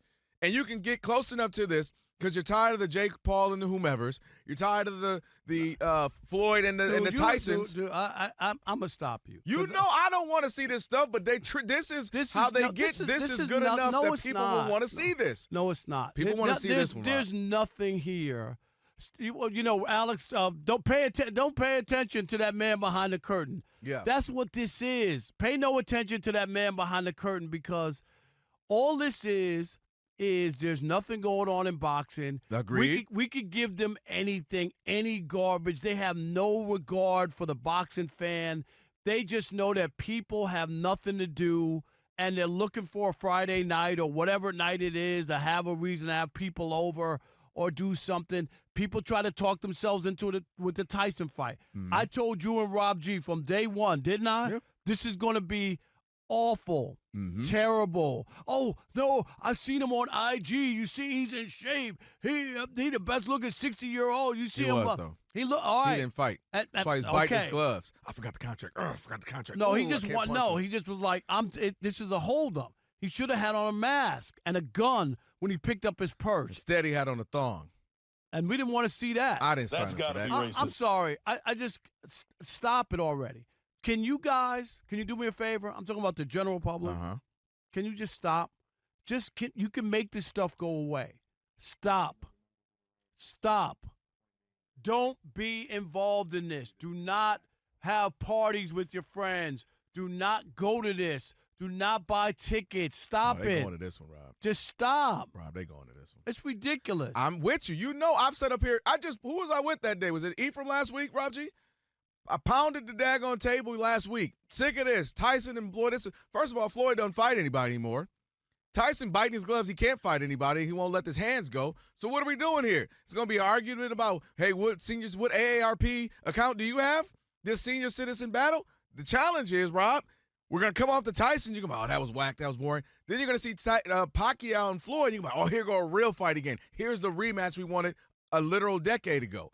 And people are going to watch. And the other trouble with this is the star boxers, Stewart, Tank, Garcia, if you want to throw him in there, the handful of these guys, they draw, but not aside from Canelo. Canelo's been Canelo.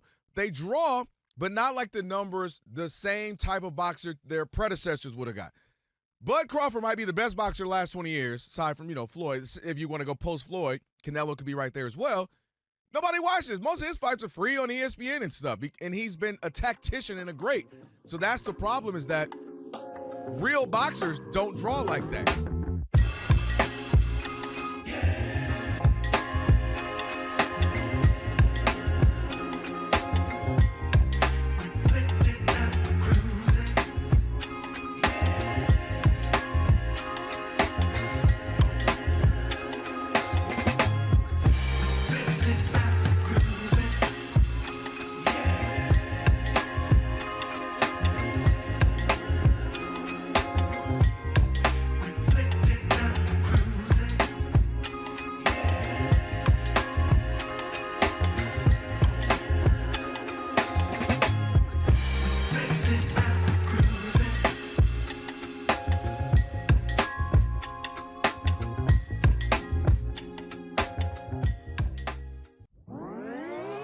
Please welcome, for your halftime entertainment, T.I. with special guest Rob Parker of The Odd Couple. This is going to be you 2 weeks from today in Atlanta. It is The Odd Couple on a Magic City Monday. Rob, Kelvin, thank you to Brentley Weissman. Just joined us moments ago. We got last call. We'll get to that in just a second. Ready to tackle your financial goals? Webull makes it simple to start investing. Powerful tools, real-time data, all in one app. Get started at Webull.com or download the Webull app today. Last call.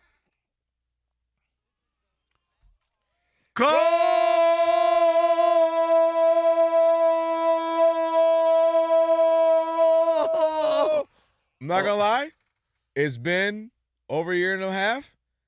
Boy, we sounded like a little R&B group right there to harmonize. Mary, you've been hating all day, Mary. Harmonize. We were harmonizing. You heard that, Rob G? Sounded good. How about Harry in Indiana? Hi, guys. Are the last caller here on the Odd Couple Fox Sports Radio.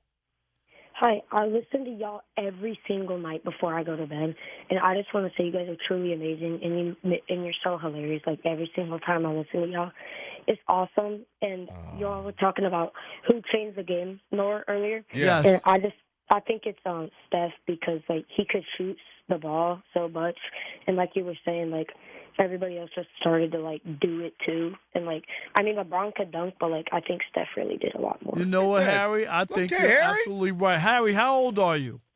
I'm 13 years old. All right, let me do some math real quick. All right, 13, carry the mind if I want to divide by 2. Just trying to see how many more years I got doing this before That's Harry right. comes for our job. You ain't going to make it. Hey, Harry, I know, definitely. But, Harry, I was like you growing up in New York. I used to listen to Art Rush Jr. and John Sterling on Sports Talk Radio when I was your age, and I love sports. Yeah.